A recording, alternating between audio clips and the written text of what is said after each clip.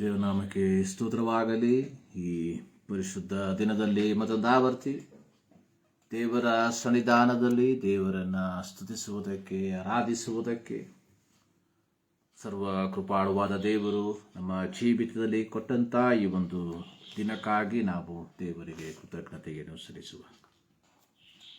ಸೇನಾಧೀಶ್ವರನಾದ ಯೆಹೋವನೇ, ನಿನ್ನ ನಿವಾಸಗಳು ಎಷ್ಟೋ ರಮ್ಯವಾಗಿದೆ ಎಂಬುದಾಗಿ ನಾವು ಕೀರ್ತನೆಯಲ್ಲಿ ನೋಡುವ ರೀತಿಯಲ್ಲಿ ಈ ಮುಂಜಾನೆಯಲ್ಲಿ ರಮ್ಯವಾಗಿರುವಂಥ ದೇವರ ಸನ್ನಿಧಾನದಲ್ಲಿ ದೇವರನ್ನು ಸ್ತುತಿಸಿ ಕೊಂಡಾಡುವುದಕ್ಕೆ ನಮ್ಮ ಜೀವಿತದಲ್ಲಿ ದೇವರು ಈ ಒಂದು ಸಂದರ್ಭವನ್ನು ಕೊಟ್ಟಿರುವಾಗ ನಮ್ಮ ತನುಮನಗಳಿಂದ ದೇವರಿಗೆ ಸಲ್ಲತಕ್ಕ ಆರಾಧನೆಯನ್ನು ನಾವು ಸಲ್ಲಿಸುವಂಥವರಾಗಿರುವ. ಬನ್ನಿ, ನಮ್ಮ ಕಣ್ಣುಗಳನ್ನು ಮುಚ್ಚಿ ಪ್ರಾರ್ಥಿಸಿ ಇಂದಿನ ಆರಾಧನೆಯನ್ನು ನಾವು ಪ್ರಾರಂಭಿಸುವ. ನಮ್ಮನ್ನು ಬಹಳವಾಗಿ ಪ್ರೀತಿ ಮಾಡುವ ಪ್ರೀತಿಯ ತಂದೆಯಾದ ದೇವರೇ, ನಿಮ್ಮ ನಾಮಕ್ಕೆ ಅನಂತ ವಂದನೆಗಳು ಸ್ವಾಮಿ. ಈ ಮುಂಜಾನೆಯಲ್ಲಿ ಮತ್ತದಾವರ್ತಿ ನಿಮ್ಮ ಸನ್ನಿಧಾನದಲ್ಲಿ ನಾವು ಸೇರಿ ಬರುವಂಥವರಾಗಿದ್ದೇವೆ. ಈ ಮುಂಜಾನೆಯಲ್ಲಿ ಕರ್ತನೇ, ನಿಮ್ಮ ಪಾದ ಸನ್ನಿಧಾನದಲ್ಲಿ ನಾವು ಸೇರಿ ಬಂದಿದ್ದೇವೆ. ಈ ಮುಂಜಾನೆಯಲ್ಲಿ ಕರ್ತನೇ, ನಿಮ್ಮನ್ನು ಆರಾಧಿಸುವುದಕ್ಕೆ ನಮ್ಮನ್ನು ಯೋಗ್ಯರನ್ನಾಗಿ ಮಾರ್ಪಡಿಸಿ ಎಂಬುದಾಗಿ ನಾವು ಪ್ರಾರ್ಥಿಸುವಂಥವರಾಗಿದ್ದೇವೆ. ಈ ವಾರದ ಮೊದಲನೇ ದಿನದಲ್ಲಿ ಕರ್ತನೇ, ನಮ್ಮ ಪಿತೃಗಳು ನಿಮ್ಮನ್ನು ಆರಾಧಿಸಿದಂಥ ಈ ದಿನದಲ್ಲಿ ಕರ್ತನೇ, ನಾವು ಈ ಮಾಧ್ಯಮದ ಮೂಲಕ ನಿಮ್ಮನ್ನು ಆರಾಧಿಸುವಾಗ ಸರ್ವಶಕ್ತನಾದ ದೇವರ ಸಾನ್ನಿಧ್ಯ ನಮ್ಮ ಮಧ್ಯದಲ್ಲಿ ನಾವು ಅನುಭವಿಸುವಂತೆ ಕೃಪೆ ಮಾಡು. ಈ ಮಾಧ್ಯಮದ ಮೂಲಕ ದೇವರ ವಾಕ್ಯವನ್ನು ಕೇಳಿಸಿಕೊಳ್ಳುವಂಥ ಪ್ರತಿಯೊಬ್ಬರು ಅವರ ಜೀವಿತದಲ್ಲಿ ಆತ್ಮಿಕವಾದ ಉನ್ನತಿಯನ್ನು ಕಾಣುವಂತೆ ಕೃಪೆ ಮಾಡೆಂಬುದಾಗಿ ನಾವು ಪ್ರಾರ್ಥಿಸುವಂಥವರಾಗಿದ್ದೇವೆ.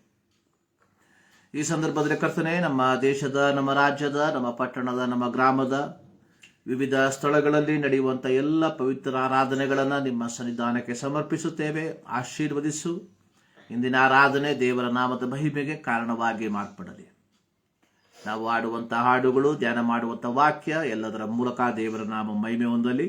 ಪ್ರಾರ್ಥನೆಗಳಿಗಾಗಿ ಸ್ತೋತ್ರ. ಯೇಸು ಕ್ರಿಸ್ತನ ಬುಧ ನಾಮದಲ್ಲಿ ಬಿಡುತ್ತೇವೆ ತಂದೆ, ಆಮೆನ್. ಮತ್ತೊಂದು ಆವರ್ತಿ ಎಲ್ಲರಿಗೂ ಯೇಸು ಕ್ರಿಸ್ತನ ನಾಮದಲ್ಲಿ ನಮ್ಮ ವಂದನೆಯನ್ನು ತಿಳಿಸುವಂಥವರಾಗಿದ್ದೇವೆ. ಬಹಳ ಸಂತೋಷದಿಂದ ಅನೇಕರು ಬಹಳ ಕಾತರದಿಂದ ಕಾಯುತ್ತಿರುವಂಥ ದಿನಗಳು ಇನ್ನು ಕೆಲವೇ ದಿನಗಳು ಮಾತ್ರ. 2025 ಕ್ರಿಸ್ಮಸ್ ಯೇಸು ಕ್ರಿಸ್ತನ ಜನನವನ್ನು ಆಚರಿಸುವುದಕ್ಕೋಸ್ಕರವಾಗಿ ತುದಿಗಾಲಿನಲ್ಲಿ ನಾವು ನಿಂತಿರುವಂಥವರಾಗಿದ್ದೇವೆ. ಈ ಮುಂಜಾನೆಯಲ್ಲಿ ಮತದಾವರ್ತಿ ಈ ರಕ್ಷಕನನ್ನು, ಈ ಒಡೆಯನನ್ನು ಆರಾಧಿಸುವುದಕ್ಕೆ ದೇವರು ನಮ್ಮ ಜೀವಿತದಲ್ಲಿ ಕೊಟ್ಟಂತಹ ಸಂದರ್ಭಕ್ಕಾಗಿ ನಾವು ದೇವರಿಗೆ ಕೃತಜ್ಞತೆಯನ್ನು ಸಲ್ಲಿಸುವ. ತಂದೆಯ ಪ್ರೀತಿಯ ಕುಮಾರನು ಪಾಪಿಯ ರಕ್ಷಿಸಲು ದಾಸನ ರೂಪವನ್ನು ಪ್ರೀತಿಯಿಂದಾಡಿದನು. ಈ ಹಾಡಿನ ಚರಣಗಳನ್ನ ಹಾಡಿ ದೇವರ ನಾಮವನ್ನು ನಾವು ಮಹಿಮೆಪಡಿಸುವ. ತಂದೆಯ ಪ್ರೀತಿಯ ಕುಮಾರನು ಪಾಪಿಯ ರಕ್ಷಿಸಲು ದಾಸನ ರೂಪವನು ಪ್ರೀತಿಯಿಂದಾಳಿದನು. ದಾಸನ ರೂಪವನು ಪ್ರೀತಿಯಿಂದಾಳಿದನು. ತಂದೆಯ ಪ್ರೀತಿಯ ಕುಮಾರನು ಪಾಪದ ಬೇಗೆಯಿಂದ ದಣಿದೀಹ ಪಾಪಿಯ ಹೃದಯವ. ಪಾಪದ ಬೇಗೆಯಿಂದ ದಣಿದೀಹ ಪಾಪಿಯ ಹೃದಯವ. ತನ್ನ ಜೀವದ ಜಲಾರಿಸಿ ತಡಿಸಬಂದನು ಮಮತೆಯಲ್ಲಿ. ತನ್ನ ಜೀವದ ಜಲ ಹರಿಸಿ ಥಳಿಸಬಂದನು ಮಮತೆಯಲ್ಲಿ ತಂದೆಯ ಪ್ರೀತಿಯ ಕುಮಾರನು ಪಾಪಿಯ ರಕ್ಷಿಸಲು ದಾಸನ ರೂಪವನು ಪ್ರೀತಿಂ ತಾಳಿದನು ದಾಸನ ರೂಪವನು ಪ್ರೀತಿಂ ತಾಳಿದನು ಲೋಕದ ಕಾನನದಿ ಮಾರ್ಗವ ತಪ್ಪಿದ ಕುರಿಯನು ಲೋಕದ ಕಾನನದಿ ಮಾರ್ಗವ ತಪ್ಪಿದ ಕುರಿಯನು ಸೈತಾನ್ ವ್ಯಾಘ್ರನ ಹಿಡಿತದಿಂದ ಬಿಡಿಸಬಂದನು ಕರುಣೆಯಲ್ಲಿ ಸೈತಾನ್ ವ್ಯಾಘ್ರನ ಹಿಡಿತದಿಂದ ಬಿಡಿಸಬಂದನು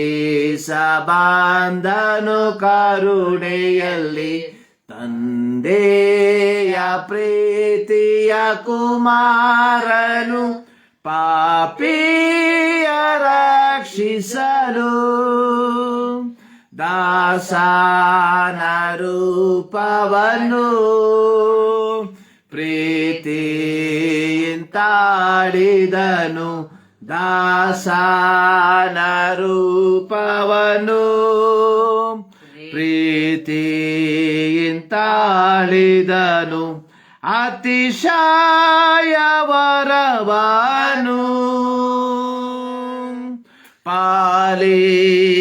ಪಾಲಿಸಬಂದಿಹ ಕಂದನ ಅತಿಶಯ ವರವನು ಪಾಲಿಸಬಂದಿಹ ಕಂದನ ಸುಂದರ ದೇವನ ಜನನವನು ಸಾರಿರಿ ಅನ್ಯರ ಮಧ್ಯದಲ್ಲಿ ಸುಂದರ ದೇವನ ಜನನವನು ಸಾರಿರಿ ಅನ್ಯರ ಮಧ್ಯದಲ್ಲಿ ತಂದೆಯ ಪ್ರೀತಿಯ ಕುಮಾರನು ಪಾಪಿಯ ರಕ್ಷಿಸಲು ದಾಸನ ರೂಪವನು ಪ್ರೀತಿಯಿಂದ ತಾಳಿದನು ದಾಸನ ರೂಪವನು ಪ್ರೀತಿಯಿಂದ ತಾಳಿದನು ದಾಸನ ರೂಪವನು ಪ್ರೀತಿಯಿಂದ ತಾಳಿದನು. ಹಲ್ಲೆಲೂಯಾ. ತಂದೆಯ ಪ್ರೀತಿಯ ಕುಮಾರನು ಪಾಪಿಯ ರಕ್ಷಿಸಲು ದಾಸನ ರೂಪವನ್ನು ಪ್ರೀತಿಯಿಂದ ತಾಳಿದನು. ಒಮ್ಮೆ ಒಂದು ರಾಜ್ಯದಲ್ಲಿ ಒಂದು ಅರಮನೆಯಲ್ಲಿ ಒಬ್ಬ ಮಂತ್ರಿ ದೇವರು ಮನುಷ್ಯನ ರೂಪವನ್ನು ತಾಳಿ ಬಂದಂತಹ ವಿಚಾರವನ್ನು ನಿರಂತರವಾಗಿ ಹೇಳ್ತಾ ಇದ್ದ. ಇದನ್ನು ಕೇಳಿಸಿಕೊಂಡಂತಹ ಅರಸನಿಗೆ ನಿಜವಾಗಲೂ ದೇವರು ಮನುಷ್ಯನಾಗಿ ಬರುವಂಥದ್ದು ಅಂದರೆ ಅದು ದೇವರ ಸೋಲನ್ನು ತೋರಿಸುವಂಥದ್ದು ಎಂಬುದಾಗಿ ಹೇಳಿ ಆ ಮಂತ್ರಿಯನ್ನು ಹೀಯಾಳಿಸುವುದಕ್ಕೆ ಪ್ರಾರಂಭಿಸಿದ. ಆದರೆ ಮಂತ್ರಿ ಸಮಯ ಸಿಕ್ಕುವಂತಹ ಸಮಯದಲ್ಲಿ ಎಲ್ಲ ದೇವರು ಮನುಷ್ಯನಾಗಿ ಬಂದಂತಹ ವಿಚಾರವನ್ನೇ ಹೇಳುವಂತವನಾಗಿದ್ದ. ಒಂದು ದಿನ ರಾಜನಿಗೆ ತನ್ನ ರಾಜ್ಯದಲ್ಲಿರುವಂತಹ ನದಿಯ ಮೂಲಕ ದೋಣಿಯಲ್ಲಿ ಪ್ರಯಾಣ ಮಾಡಬೇಕೆಂಬ ಒಂದು ಬಯಕೆ ಬಂತು. ರಾಜನು ತನ್ನ ಪರಿವಾರದವರನ್ನು ಎಲ್ಲರನ್ನ ಕರೆದ. ತನ್ನ ಮಂತ್ರಿಯನ್ನು ಸಹ, ತನ್ನ ಬೆಂಗಾವಲು ಪಡೆಯನ್ನು ಸಹ ಸಿದ್ಧಪಡಿಸಿಕೊಂಡು ಒಂದು ದೋಣಿಯಲ್ಲಿ ರಾಜನು, ಪರಿವಾರದವರು ಮತ್ತು ಮಂತ್ರಿ ಮತ್ತು ಬೆಂಗಾವಲು ಪಡೆ ಒಂದು ಪ್ರಯಾಣವನ್ನು ಮಾಡಿದ್ರು. ಸೊ ಈ ರಾಜನಿಗೆ ಒಂದು ಚಿಕ್ಕ ಮಗು ಇತ್ತು. ಸೊ ಈ ಮಗುವನ್ನ ಮಂತ್ರಿ ತನ್ನ ಕೈಗಳಲ್ಲಿ ಹಿಡ್ಕೊಂಡಿದ್ದ. ಪ್ರಯಾಣವನ್ನ ಪ್ರಾರಂಭಿಸಿ ನದಿಯ ಮಧ್ಯಭಾಗಕ್ಕೆ ಬಂದಂತಹ ಸಂದರ್ಭದಲ್ಲಿ ಈ ಮಂತ್ರಿ ಏನ್ ಮಾಡ್ದ, ತನ್ನ ಕೈಯಲ್ಲಿದ್ದಂತಹ ಮಗುವನ್ನ ನದಿಯಲ್ಲಿ ಎಸ್ತು ಬಿಟ್ಟ. ಸೊ ತನ್ನ ಮಗು ನದಿಯಲ್ಲಿ ಬೀಳುವುದನ್ನು ಕಂಡಂತಹ ಅರಸ ಯಾರ ಬಳಿಯಲ್ಲಿ ಏನು ಹೇಳದೆ ನೀರಿಗೆ ಧುಮುಕು ಬಿಟ್ಟ. ನೀರಿಗೆ ಧುಮುಕಿ ಆ ಮಗುವನ್ನ ಎತ್ತಿಕೊಂಡು ದಡವನ್ನ ಸೇರಿದ. ದಡಕ್ಕೆ ಸೇರಿದಾಗ ಗೊತ್ತಾದಂಥದ್ದು, ಮಂತ್ರಿಯ ಕೈಯಲ್ಲಿ ಇದ್ದಂಥದ್ದು ನಿಜವಾದ ಮಗುವಾಗಿರಲಿಲ್ಲ, ಬದಲಿಗೆ ಕೇವಲ ಒಂದು ಬೊಂಬೆಯಾಗಿತ್ತು. ರಾಜನಿಗೆ ಬಹಳ ಕೋಪ ಬಂತು. ಮಾರನೇ ದಿನದಲ್ಲಿ ಆ ಸ್ಥಾನದಲ್ಲಿ ಮಂತ್ರಿಯನ್ನ ಕರೆಸಿ ರಾಜ ಕೇಳ್ದ, ಎಲ್ಲರ ಮುಂದೆ ಯಾಕೆ ನನ್ನನ್ನು ಅವಮಾನ ಪಡಿಸ್ದೆ? ಮಂತ್ರಿ ಶಾಂತವಾಗಿ ಮುಗುಳ್ನಕ್ಕು ರಾಜನ ಬಳಿಗೆ ಹೇಳ್ದ, ರಾಜ, ಮಗು ಅಥವಾ ನನ್ನ ಕೈಯಲ್ಲಿದ್ದಂತಹ ಈ ಬೊಂಬೆ ನೀವು ಮಗುವೆಂದು ನೆನೆಸಿ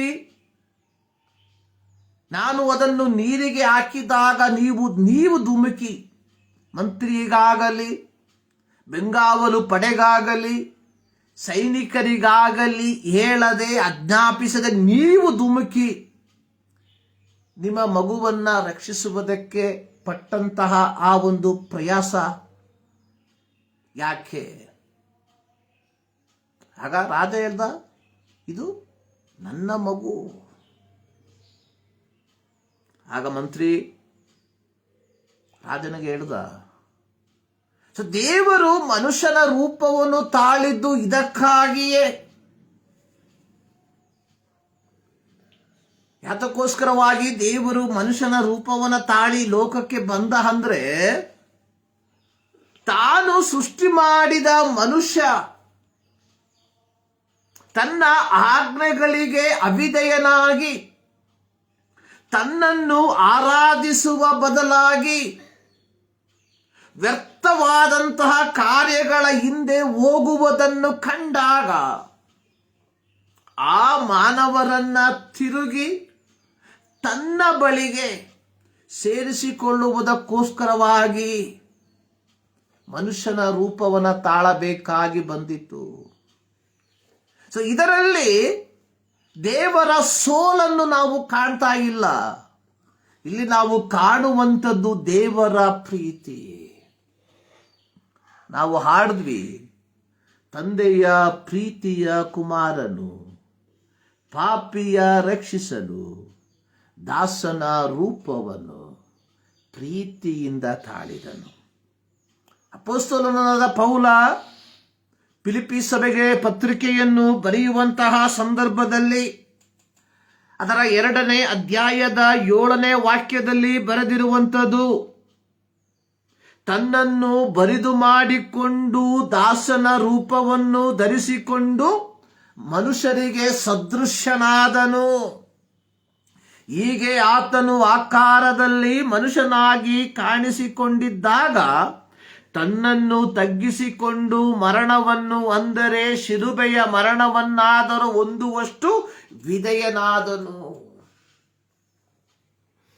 ಯಾಕೆಂದ್ರೆ ಬೇರೆ ಯಾವ ಯಜ್ಞ ಯಾಗಾದಿಗಳು ಮನುಷ್ಯನನ್ನ ದೇವರೊಂದಿಗೆ ಪರಿಪೂರ್ಣವಾಗಿ ಸಂಧಾನಪಡಿಸುವುದಕ್ಕೆ ಸಾಧ್ಯವಾಗದೆ ಇರುವಲ್ಲಿ, ಹಳೆಯ ಒಡಂಬಡಿಕೆಯಲ್ಲಿ ನಾವು ಅನೇಕ ಯಜ್ಞ ಯಾಗಾದಿಗಳ ಕುರಿತಾಗಿ ನಾವು ನೋಡುತ್ತೇವೆ. ಸಮಾಧಾನ ಯಜ್ಞ, ದೋಷ ಪರಿಹಾರಕ ಯಜ್ಞ. ಆದರೆ ಹಳೆಯ ಒಡಂಬಡಿಕೆಯಲ್ಲಿ ಕಲ್ಪಿಸಿದಂತಹ ನೇಮಿಸಿದಂತಹ ಯಾವ ಯಜ್ಞ ಯಾಗಾದಿಗಳು ಮನುಷ್ಯನನ್ನು ಪರಿಪೂರ್ಣವಾಗಿ ದೇವರೊಂದಿಗೆ ಸಂಧಾನಪಡಿಸಿಕೊಳ್ಳುವುದಕ್ಕೆ ಆಗದೇ ಇದ್ದಾಗ, ಆದಿಕಾಂಡ 3ನೇ ಅಧ್ಯಾಯದಲ್ಲಿ ಆರಂಭದಲ್ಲಿ ತಂದೆಯಾದ ದೇವರು ಹೇಳಿದ ರೀತಿಯಲ್ಲಿ ಸ್ತ್ರೀಯ ಸಂತತಿ ಸರ್ಪದ ತಲೆಯನ್ನು ಚಜ್ಜುತ್ತದೆ. ದೇವರೇನು ಮಾಡ್ದ? ಕಾಲವು ಪೌಲನು ಗಲಾತ್ಯ ಸಭೆಗೆ ಪತ್ರಿಕೆಯನ್ನು ಬರೆಯುವಂತಹ ಸಂದರ್ಭದಲ್ಲಿ ಹೇಳ್ದ, ಗಲಾತ್ಯ ಸಭೆಗೆ ಪತ್ರಿಕೆಯನ್ನು ಬರೆಯುವಂತಹ ಸಂದರ್ಭದಲ್ಲಿ ಅದರ 4ನೇ ಅಧ್ಯಾಯದ 4ನೇ ವಾಕ್ಯದಲ್ಲಿ ಹೇಳಿರುವಂಥದ್ದು, ಕಾಲವು ಪರಿಪೂರ್ಣವಾದಾಗ ದೇವರು ತನ್ನ ಮಗನನ್ನು ಕಳುಹಿಸಿಕೊಟ್ಟನು. ಯಾತಕ್ಕೋಸ್ಕರವಾಗಿ?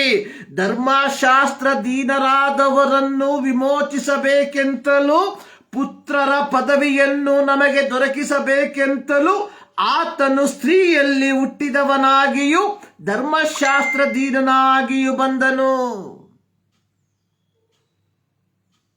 ಯಾತಕ್ಕೋಸ್ಕರವಾಗಿ ದೇವರು ಮನುಷ್ಯನಾಗಿ ಬಂದ?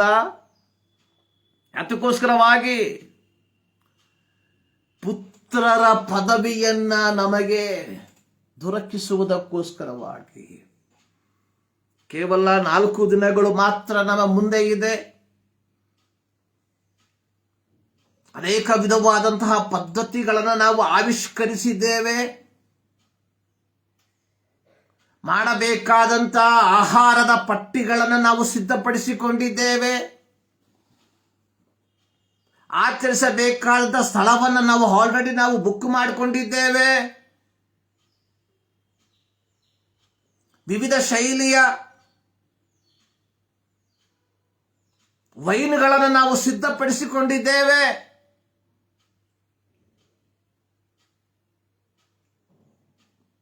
ನಮ್ಮ ಸ್ನೇಹಿತರಿಗೆ, ನಮ್ಮ ಬಂಧುಗಳಿಗೆ, ನಮ್ಮ ಪ್ರೀತಿ ಪಾತ್ರರಿಗೆ ಆಮಂತ್ರಣ ಪತ್ರವನ್ನು ಕಳಿಸಿಕೊಟ್ಟಿದ್ದೇವೆ.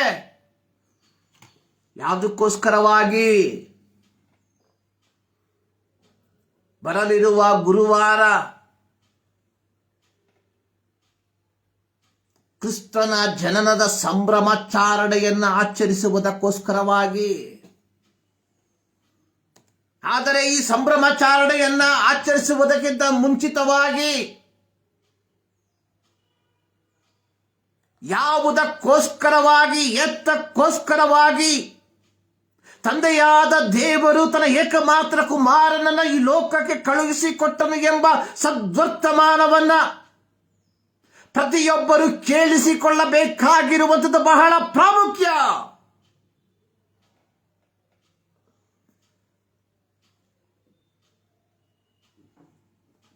ನೋಡಿ, ಎಲ್ಲೋ ಯಾವುದೋ ಒಂದು ನಾಯಿ ಬೊಗಳಿತು ಎಂಬುದಾಗಿ ನೆನೆಸಿ ಬೊಗಳುವಂಥದ್ದಲ್ಲ.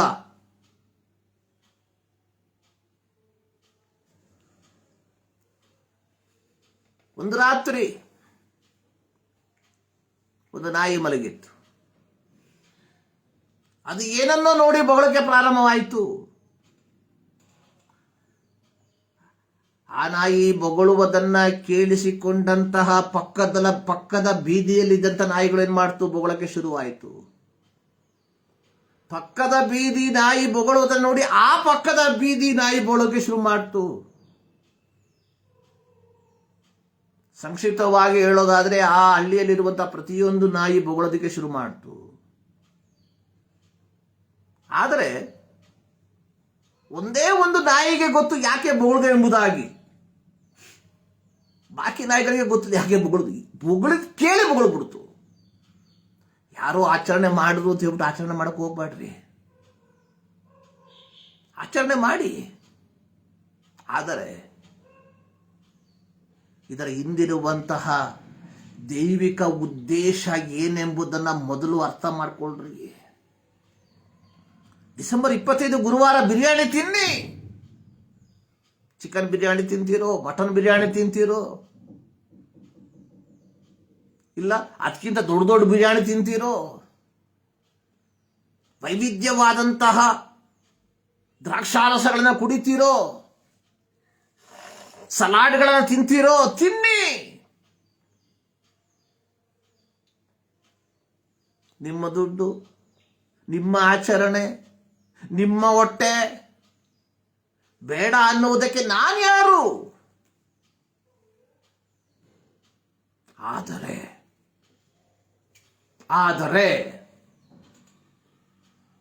ಈ ಆಚರಣೆಯ ಹಿಂದಿದ್ದಂತಹ ದೈವಿಕ ಪದ್ಧತಿ ಏನೆಂಬುದನ್ನು ಮೊದಲು ಅರ್ಥ ಮಾಡ್ಕೊಳ್ರಿ.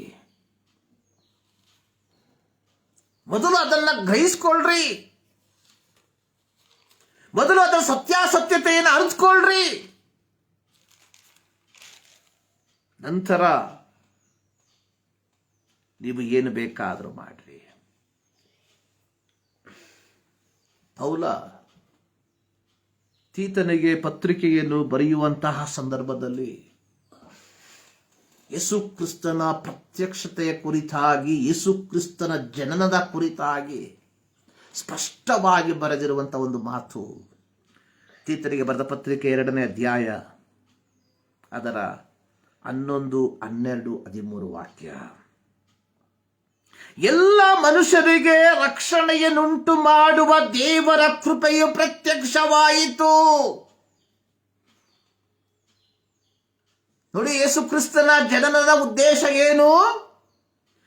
ಎಲ್ಲ ಮನುಷ್ಯರಿಗೆ ರಕ್ಷಣೆಯನ್ನುಂಟು ಮಾಡುವ ದೇವರ ಕೃಪೆ ಪ್ರತ್ಯಕ್ಷವಾಯಿತು. ಮತ್ತಾಯನ ಸುವಾರ್ತೆಗೆ ನಾವು ನಮ್ಮ ಗಮನವನ್ನು ಹರಿಸುವಂತಹ ಸಂದರ್ಭದಲ್ಲಿ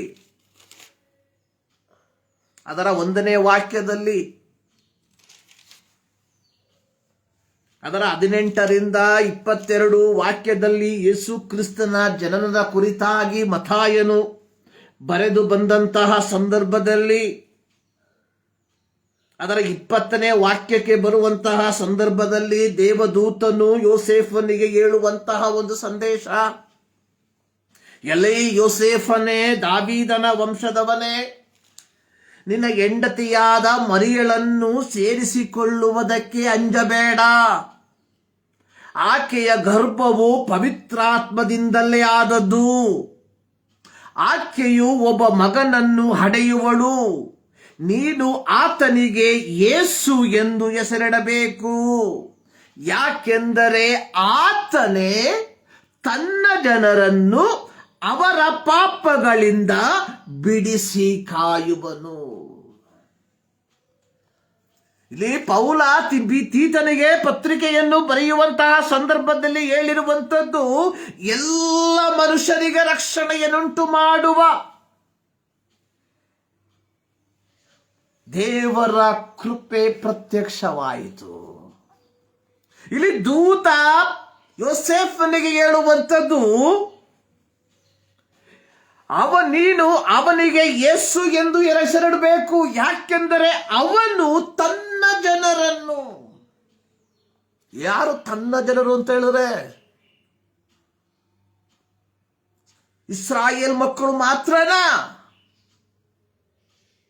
ದೇವರು ಅಬ್ರಹಾಮನನ್ನ ಕರೆದು ತನಗೋಸ್ಕರವಾಗಿ ಒಂದು ಸ್ವಕೀಯ ಪ್ರಜೆಗಳನ್ನು ರೂಪಿಸಿರುವಂಥದ್ದು ಸತ್ಯ. ಅದರ ಅರ್ಥ ಯೇಸು ಕ್ರಿಸ್ತನ ಜನನ ಕೇವಲ ಯಹೂದ್ಯರ ರಕ್ಷಣೆಗೋಸ್ಕರವಾಗಿ ಅಲ್ಲ, ತನ್ನ ಜನರ. ಯಾರು ತನ್ನ ಜನರು? ಆದಿಕಾಂಡ ಪುಸ್ತಕಕ್ಕೆ ನಾವು ನಮ್ಮ ಗಮನವನ್ನು ಹರಿಸುವಂತಹ ಸಂದರ್ಭದಲ್ಲಿ ಅದರ 1ನೇ ಅಧ್ಯಾಯದ 26ನೇ ವಾಕ್ಯದಲ್ಲಿ, ಆಮೇಲೆ ದೇವರು ನಮ್ಮ ಸ್ವರೂಪದಲ್ಲಿ ನಮ್ಮ ಹೋಲಿಕೆಗೆ ಸರಿಯಾಗಿ ಮನುಷ್ಯರನ್ನ ಉಂಟು ಮಾಡೋಣ. ಯಾರು ತನ್ನ ಜನರು? ಈ ದೇವರ ವಾಕ್ಯವನ್ನು ಕೇಳಿಸಿಕೊಳ್ಳುತ್ತಿರುವಂತಹ ಪ್ರತಿಯೊಬ್ಬರು.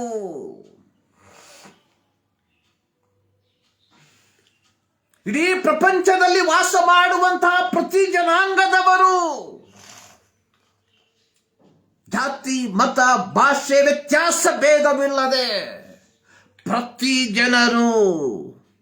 ಪ್ರತಿ ಜನರನ್ನು ಅವರ ಪಾಪಗಳಿಂದ ಬಿಡಿಸಿ ಕಾಯುವಂತವನು ಇಮ್ಮಾನುವೇಲನು. ಇಲ್ಲಿ ತೀತನಿಗೆ ಹೇಳ್ತಾ ಇದ್ದಾನೆ, ಎಲ್ಲ ಮನುಷ್ಯರಿಗೆ ರಕ್ಷಣೆಯನ್ನುಂಟು ಮಾಡುವ ದೇವರ ಕೃಪೆಯು ಪ್ರತ್ಯಕ್ಷವಾಯಿತು. ಸೊ ಇದರಿಂದ ನಾವೇನ್ ಮಾಡಬೇಕು? ನಾವು ಭಕ್ತಿಹೀನತೆಯನ್ನು, ಲೋಕದ ಆಶೆಗಳನ್ನು ವಿಸರ್ಜಿಸಿ ಭಾಗ್ಯಕರವಾದ ನಿರೀಕ್ಷೆಯನ್ನು, ಅಂದರೆ ಮಹಾದೇವರ ಮತ್ತು ನಮ್ಮ ರಕ್ಷಕನಾದ ಯೇಸು ಕ್ರಿಸ್ತನ ಪ್ರಭಾವದ ಪ್ರತ್ಯಕ್ಷತೆಯನ್ನು ಎದುರು ನೋಡುತ್ತಾ ಇಹಲೋಕದಲ್ಲಿ ಸ್ವಸ್ಥಚಿತ್ತರಾಗಿಯೂ ನೀತಿವಂತರಾಗಿಯೂ ಭಕ್ತಿಯುಳ್ಳವರಾಗಿಯೂ ಬದುಕಬೇಕು. ಬರಲಿರುವ ಗುರುವಾರ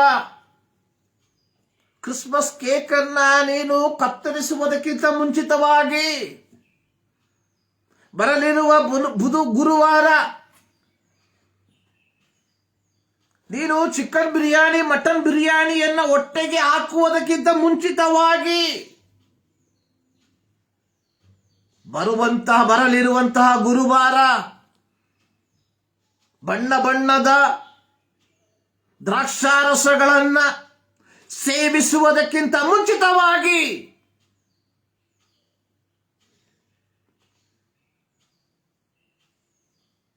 ದೇವರು ನಿನ್ನಿಂದ ನನ್ನಿಂದ ಬಯಸುವಂತ ಜೀವಿತ ಏನೆಂಬುದಾಗಿ ಒಮ್ಮೆ ನೀನು ಮನನ ಮಾಡಿಕೊಳ್ಬೇಕು.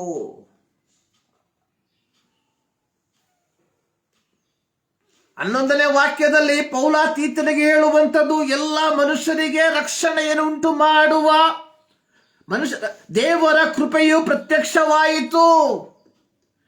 ಹೀಗಿರಲಾಗಿ ನಾವುಗಳೇನ್ ಮಾಡಬೇಕು? ಇಹಲೋಕದಲ್ಲಿ ಸ್ವಸ್ಥಚಿತ್ತರಾಗಿ ನೀತಿವಂತರಾಗಿ ಭಕ್ತಿಯುಳ್ಳವರಾಗಿ ಬದುಕಬೇಕು. ಇದು ಕ್ರಿಸ್ಮಸ್.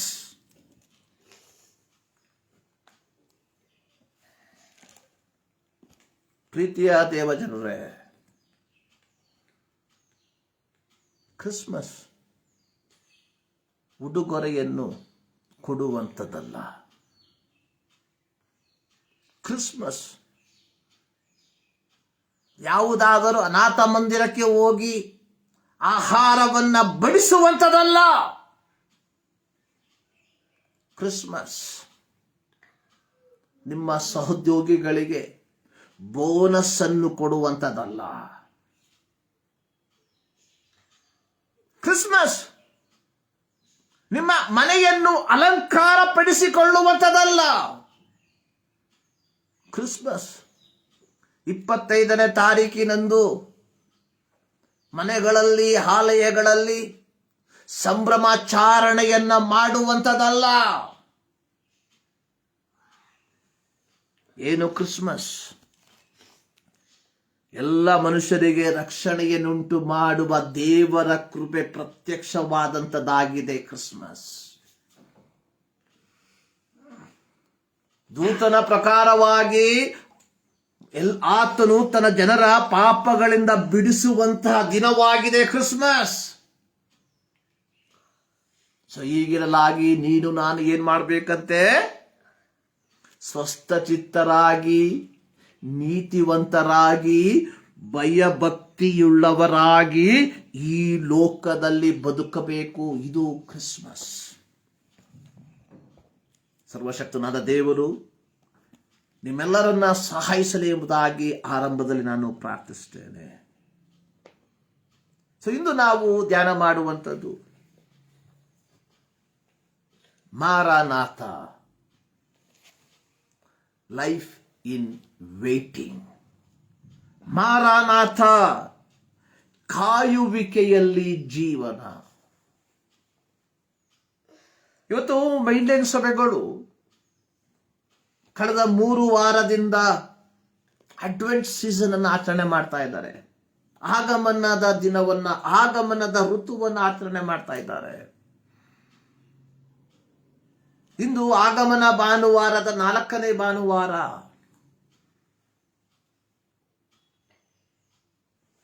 ಪ್ರತಿಯೊಂದು ವಾರವೂ ಒಂದೊಂದು ಶೀರ್ಷಿಕೆಯನ್ನು ನಮಗೆ ಕೊಡುವಂಥದ್ದಾಗಿದೆ.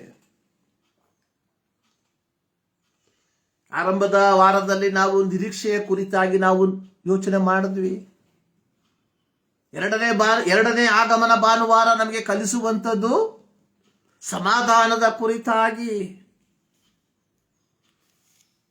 3ನೇ ಭಾನುವಾರ, ಈಗ 4ನೇ ಭಾನುವಾರದಲ್ಲಿ ನಾವು ಬಂದಿರುವಂತಹ ಸಂದರ್ಭದಲ್ಲಿ ಪ್ರೀತಿಯ ಕುರಿತಾಗಿ. ಈ 4ನೇ ಅಡ್ವೆಂಟ್ ಕಾಲದ ಈ 4ನೇ ಭಾನುವಾರ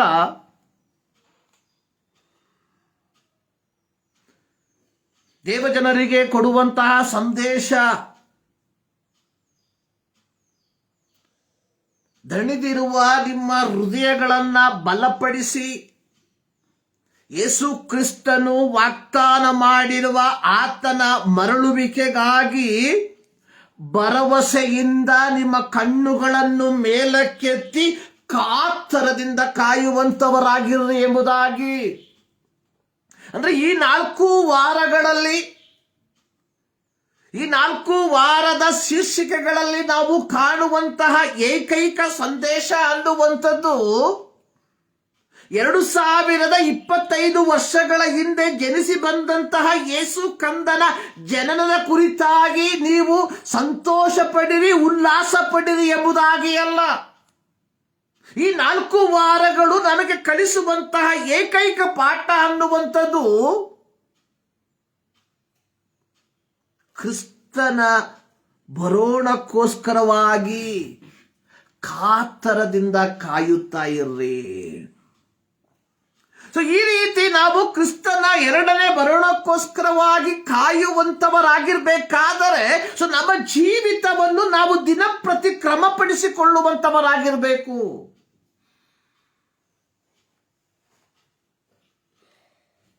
ನೋಡಿ, ವಿದೇಶಕ್ಕೆ ಕೆಲಸಕ್ಕೆ ಹೋಗುವುದಕ್ಕೋಸ್ಕರವಾಗಿ ಸಿದ್ಧವಾಗಿರುವಂತಹ ಒಬ್ಬ ವ್ಯಕ್ತಿ ಅವನು ಪಾಲಿಸಬೇಕಾದಂತಹ ಕೆಲವು ನಿಯಮಗಳಿವೆ. ಆ ಎಲ್ಲ ನಿಯಮಗಳನ್ನು ಅವನು ಪಾಲಿಸುವಂತವನಾಗಿರಬೇಕು.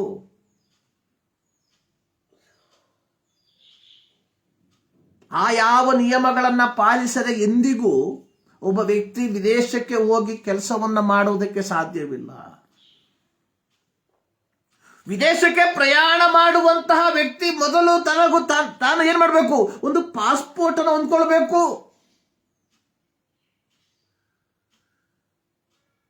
ನಾವು ಇಲ್ಲಿಂದ ಚೆನ್ನೈಗೆ ಹೋಗೋ ತರ, ಇಲ್ಲಿಂದ ನಾವು ಡೆಲ್ಲಿಗೆ ಹೋಗೋ ತರ ಪಾಸ್ಪೋರ್ಟ್ ಇಲ್ಲದೆ ವಿದೇಶಕ್ಕೆ ನಮಗೆ ಹೋಗೋದಕ್ಕೆ ಸಾಧ್ಯವಿಲ್ಲ.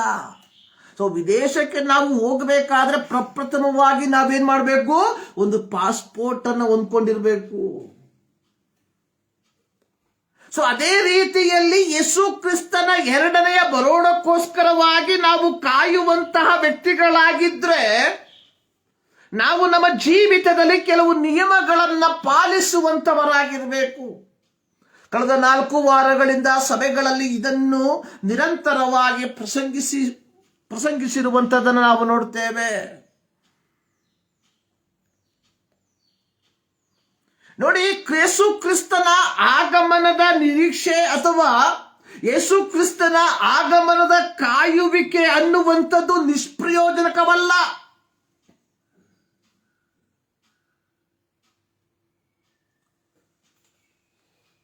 ನಾವು ಪೇತ್ರನ ಪತ್ರಿಕೆಯನ್ನ ಕಲಿಯುವಂತಹ ಸಂದರ್ಭದಲ್ಲಿ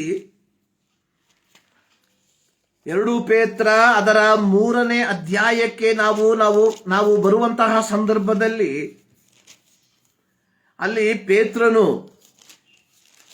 ಪೀಡೆಗಳ ಮೂಲಕವಾಗಿ ಹಾದು ಹೋಗುತ್ತಿರುವ ಜನರನ್ನು ಪ್ರಬೋಧಿಸುವಂತಹ ಒಂದು ಮಾತು ಈ ರೀತಿ ಬರೆಯಲ್ಪಟ್ಟಿರುವಂತದ್ದನ್ನು ನಾವು ನೋಡ್ತೇವೆ. 3ನೇ ಅಧ್ಯಾಯದ 9ನೇ ವಾಕ್ಯ, ಕರ್ತನು ತನ್ನ ವಾಗ್ದಾನವನ್ನು ನೆರವೇರಿಸುವುದಕ್ಕೆ ತಡ ಮಾಡುತ್ತಾನೆಂಬುದಾಗಿ ಕೆಲವರು ಅರ್ಥ ಮಾಡಿಕೊಳ್ಳುವ ಪ್ರಕಾರ ಆತನು ತಡ ಮಾಡುವವನಲ್ಲ. ಯಾವನಾದರೂ ನಾಶವಾಗುವುದರಲ್ಲಿ ಆತನು ಇಷ್ಟಪಡದೆ ಎಲ್ಲರೂ ತನ್ನ ಕಡೆಗೆ ತಿರುಗಿಕೊಳ್ಳಬೇಕೆಂದು ಅಪೇಕ್ಷಿಸುವವನಾಗಿದ್ದು ನಿಮ್ಮ ವಿಷಯದಲ್ಲಿ ದೀರ್ಘ ಶಾಂತಿಯುಳ್ಳವನಾಗಿದ್ದಾನೆ. ನೋಡಿ, ಆದಿಮ ಸಭೆ ಕರ್ತನ ಬರೋಣವು ತಮ್ಮ ಜೀವಮಾನ ಕಾಲದಲ್ಲಿ ಸಂಭವಿಸುತ್ತದೆ ಎಂಬುದಾಗಿ ಬಹಳ ಕಾತರದಿಂದ ಕಾಯ್ತಾ ಇದ್ರು. ನೋಡಿ, ಪೇತ್ರನು ಎರಡನೇ ಪತ್ರಿಕೆಯನ್ನು ಬರೆಯುವಂಥದ್ದು AD 64-67 ಕಾಲಘಟ್ಟದಲ್ಲಿ ತನ್ನ ಮರಣದ ಮುಂಚಿತದ ಸಂದರ್ಭದಲ್ಲಿ ಬರೆದಿರುವಂತಹ ಒಂದು ಪತ್ರಿಕೆ. ನೋಡಿ, ಅಪೊಸ್ತಲರ ಕೃತ್ಯ 1ನೇ ಅಧ್ಯಾಯದ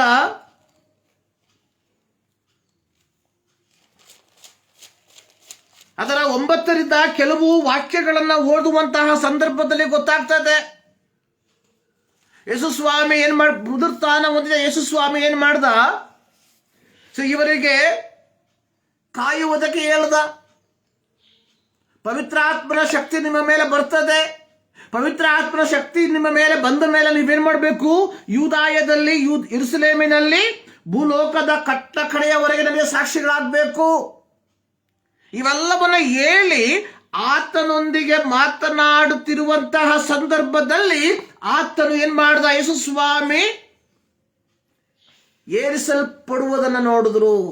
9ನೇ ವಾಕ್ಯದಲ್ಲಿ ನಾವು ನೋಡುವಂಥದ್ದು, ಈ ಮಾತುಗಳನ್ನು ಹೇಳಿದ ಬಳಿಕ ಅವರು ನೋಡುತ್ತಾ ಇದ್ದ ಹಾಗೆ ಆತನು ಏರಿಸಲ್ಪಟ್ಟನು.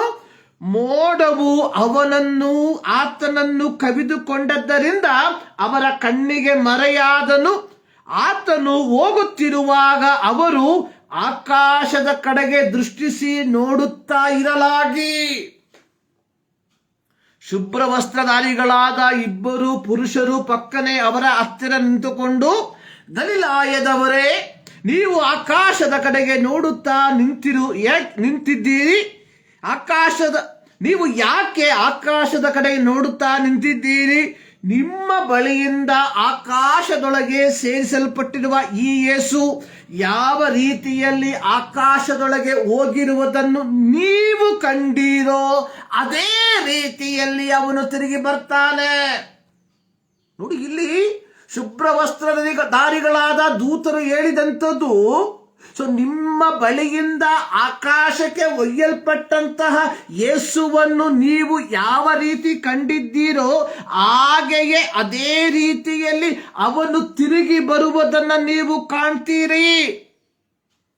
ಇದರಿಂದ ಆದಿಮ ಸಭೆಯ ವಿಶ್ವಾಸಿಗಳು, ಆದಿಮ ಸಭೆಯ ಭಕ್ತರು ಯೇಸು ಕ್ರಿಸ್ತನ ಬರೋಣವನ್ನು ಬಹಳ ಕಾತುರದಿಂದ ಕಾಯ್ತಾ ಇದ್ರು. ನೋಡಿ, AD 64ರಿಂದ ಪ್ರಾರಂಭವಾದಂಥ ಪೀಡನೆ, ಅದಕ್ಕಿಂತ ಮುಂಚೆ ಇಲ್ಲ ಎಂಬುದಾಗಿ ಅಲ್ಲ. ಪೀಡನೆ ಸಭೆಯ ಆರಂಭದಿಂದಲೂ ಉಂಟು. ಅಪೊಸ್ತಲರ ಕೃತ್ಯ 4ನೇ ಅಧ್ಯಾಯವನ್ನು ನಾವು ಕಲಿಯುವಂತಹ ಸಂದರ್ಭದಲ್ಲಿ ಯಹೂದ ಅಧಿಕಾರಿಗಳು ಪೇತ್ರ ಯೋಹಾನರನ್ನು ಸೆರೆಮನೆಗೆ ಹಾಕಿಸಿ ಒಡೆಸಿರುವ ವಿಚಾರವನ್ನು ನಾವು ನೋಡುತ್ತೇವೆ. 6ನೇ ಅಧ್ಯಾಯಕ್ಕೆ ಬರುವಂತಹ ಸಂದರ್ಭದಲ್ಲಿ ನಾವು ಸ್ಟೇಫನ ಮರಣದ ಕುರಿತಾಗಿ ನೋಡ್ತೇವೆ. 9ನೇ ಅಧ್ಯಾಯಕ್ಕೆ ಬರುವಂತಹ ಸಂದರ್ಭದಲ್ಲಿ ದಾಸದ ಸೌಲನು ಸಭೆಯನ್ನು ಪೀಡಿಪಿಸುವಂತದನ್ನು ನೋಡ್ತೇವೆ. ಪೌಲನ ಮಿಷನರಿ ಪ್ರಯಾಣದಲ್ಲಿ ಪೌಲನು ಪೀಡನೆಗಳನ್ನು ಅನುಭವಿಸಿದ ನಾವು ನೋಡ್ತೇವೆ. ಸಭೆಯ ಆರಂಭದಿಂದಲೂ ಪೀಡನೆ ಕ್ರೈಸ್ತ ಸಭೆಯ ಒಂದು ಭಾಗ. ಗೊತ್ತಲ್ಲ, there is no crown without cross ಎಂಬುದಾಗಿ ಇಂಗ್ಲಿಷ್ನಲ್ಲಿ ಒಂದು ಮಾತು ಹೇಳ್ತಾರೆ.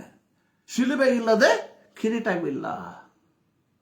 ಆದರೆ AD 64ರಲ್ಲಿ ರೋಮ್ ಸಾಮ್ರಾಜ್ಯ, ರೋಮ್ ನಗರ ಅವತ್ತಿ ಉಳಿದೋಯಿತು. ನೀರೋ ಚಕ್ರವರ್ತಿಯ ಕಾಲದಲ್ಲಿ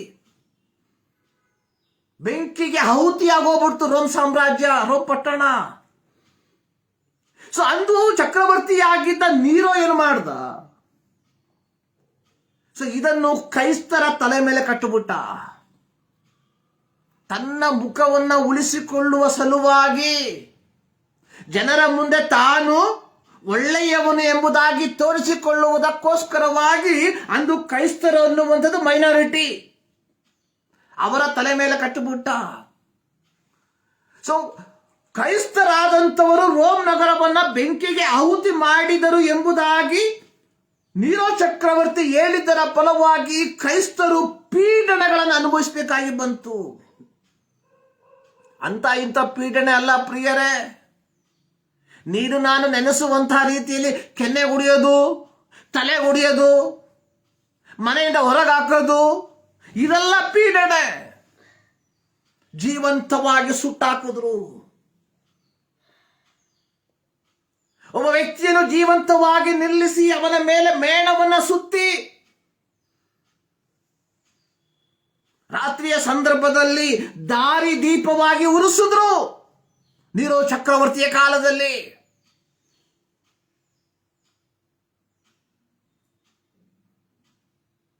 ರೋಮನ್ನರ ಮನರಂಜನೆಗೋಸ್ಕರವಾಗಿ ಕ್ರೈಸ್ತರನ್ನ ಕಾಡು ಮೃಗಗಳ ಮುಂದೆ ಚೆಲ್ಲಿದ್ರು. ಒಂದು ದೊಡ್ಡ ಸ್ಟೇಡಿಯಂ, ಅಲ್ಲಿ ರೋಮನ್ ಪ್ರಜೆಗಳು ಕುಳಿತುಕೊಂಡಿರ್ತಾರೆ. ಸುಮಾರು 80,000 ಜನರು ಕೂರುವಂತಹ ಒಂದು ದೊಡ್ಡ ಸ್ಟೇಡಿಯಂ ಅದು. ಸೊ ಅಲ್ಲಿ ಹಸಿದಿರುವ ಸಿಂಹಗಳ ಮುಂದೆ ಕ್ರೈಸ್ತರನ್ನ ಹಾಕಿದ್ರು. ಅದು ಮಾತ್ರವಲ್ಲ, ತಾಮ್ರದಲ್ಲಿ ಟೊಳ್ಳಾದಂತಹ ಯಾವುದಾದರೂ ಒಂದು ರೂಪವನ್ನ ಮಾಡಿ ಆ ಟೊಳ್ಳಾದ ಭಾಗದಲ್ಲಿ ಕ್ರೈಸ್ತರನ್ನ ನುಗ್ಗಿಸಿ ಬಂಧಿಸಿ ಆ ತಾಮ್ರದ ಕೆಳಗೆ ಬೆಂಕಿಯನ್ನು ಹಾಕಿ ಆ ತಾಮ್ರವನ್ನ ಕಾಯಿಸುವುದರ ಮೂಲಕವಾಗಿ ಕ್ರೈಸ್ತರನ್ನ ಕೊಂದಾಕ್ತಾ ಇದ್ರು. ಸೊ ಈ ಸಂದರ್ಭದಲ್ಲಿ ಕ್ರೈಸ್ತರು ತಮ್ಮನ್ನು ಪರಸ್ಪರ ಶುಭಾಶಯ ಕೋರುವಂಥದ್ದು ಮಾರಾನಾಥ. ಏನು ಮಾರಾನಾಥ? ನಮ್ಮ ಕರ್ತನು ಬರುತ್ತಾನೆ. ಪೀಡೆಗಳ ಮಧ್ಯದಲ್ಲಿ ಹಾದು ಹೋದಂತಹ ಸಂದರ್ಭದಲ್ಲಿ ಕ್ರೈಸ್ತರು ಪರಸ್ಪರ ಕಾಡುವಾಗ ಹೇಳುವಂಥದ್ದು, ಪರಸ್ಪರ ತಬ್ಬಿಕೊಂಡು ಹೇಳುವಂಥದ್ದು, ಬ್ರದರ್ ಮಾರಾನಾಥ, ನಮ್ಮ ಕರ್ತನು ಬರ್ತಾನೆ. ಪೀಡೆಗಳನ್ನ ಅನುಭವಿಸಿದಂತಹ ವ್ಯಕ್ತಿಗಳು. ಪೋಲಿಕಾರ್ಪ್ ಎಂಬುದಾಗಿ ಹೇಳುವಂತಹ 86 ವರ್ಷದ ವಯೋವೃದ್ಧ, ಸ್ಮುರ್ನಾ ಸಭೆಯ ಬಿಷಪ್, ಸ್ನಾನಿಕನಾದ ಅಪೊಸ್ತಲನಾದ ಯೋಹಾನನ ಶಿಷ್ಯನಾಗಿದ್ದಂತಹ ಪೋಲಿಕಾರ್ಪ್ ತನ್ನ 86ನೇ ವಯಸ್ಸಿನಲ್ಲಿ ಅವನನ್ನು ಜೀವಂತವಾಗಿ ಸುಟ್ಟು ಹಾಕುವುದಕ್ಕೆ ಕರೆತಂದಂತಹ ಸಂದರ್ಭದಲ್ಲಿ ಒಂದು ಕಂಬಕ್ಕೆ ಅವನನ್ನು ಕಟ್ಟುವುದಕ್ಕೆ ಪ್ರಯತ್ನ ಪಟ್ಟರು. ಪೋಲಿಕಾರ್ಪ್ ಹೇಳಿದ್ರು, ನೋ, ನನ್ನನ್ನು ಕಟ್ಟಬೇಡಿ, ಹಾಗೆ ಬಿಟ್ಟು ಬಿಡಿ ಹೇಳಿದ್ರು. ಈ ಕ್ರೈಸ್ತತ್ವವನ್ನು ತ್ಯಜಿಸಿಬಿಡು. ಪೋಲಿಕಾರ್ಪ್ ಹೇಳಿದ, ಕಳೆದ 86 ವರ್ಷ ನನ್ನನ್ನು ಕಾಪಾಡಿದ ದೇವರನ್ನು ಸೊ ಯಾವ ರೀತಿಯಾಗಿ ತಳ್ಳಿ ಬಿಡ್ಲಿ. ಬೆಂಕಿ ಹಚ್ಚಿದ್ರು. ಜೀವಂತವಾಗಿ ಮೇಣವನ್ನು ಹಾಕಿ ಬೆಂಕಿ ಹಚ್ಚಿದ್ರು. ಚರಿತ್ರೆ ಹೇಳುವಂಥದ್ದು, ಆತನ ಶರೀರದಿಂದ ಹೊರಬಂದಂತಹ ರಕ್ತದ ಕಣಗಳು ಬೆಂಕಿಯನ್ನು ಹಾರಿಸ್ಬಿಡ್ತು ಎಂಬುದಾಗಿ. ಆದರೆ ಅಲ್ಲಿ ನಿಂತಿದ್ದಂತಹ ರೋಮನ್ ಸೈನಿಕ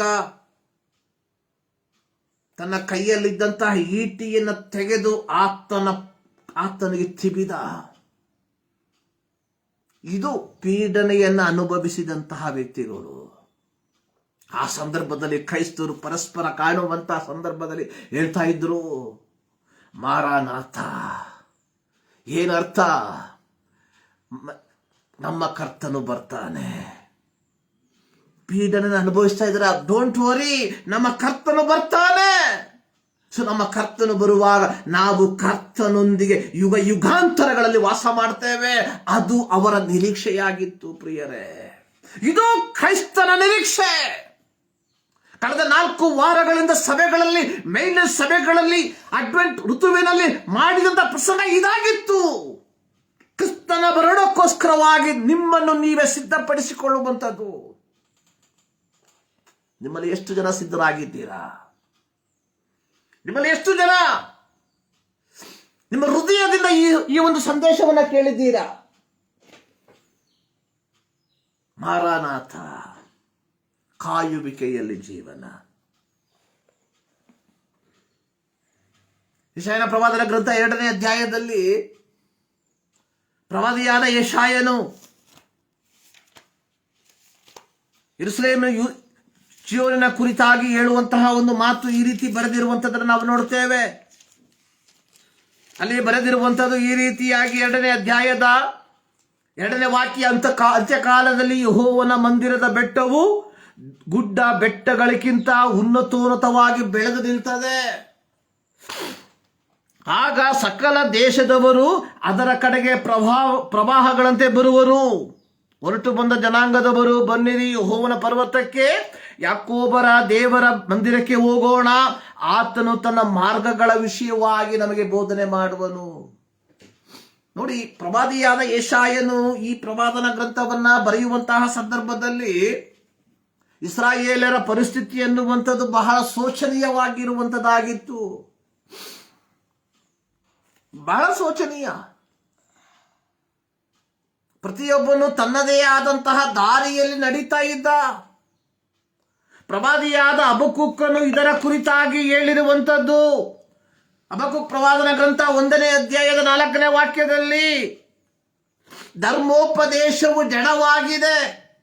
ಅರ್ಥ, ಧರ್ಮೋಪದೇಶವು ಸತ್ತೋಗ್ಬಿಟ್ಟಿದೆ. ನ್ಯಾಯವು ಎಂದಿಗೂ ಸಾಗದು.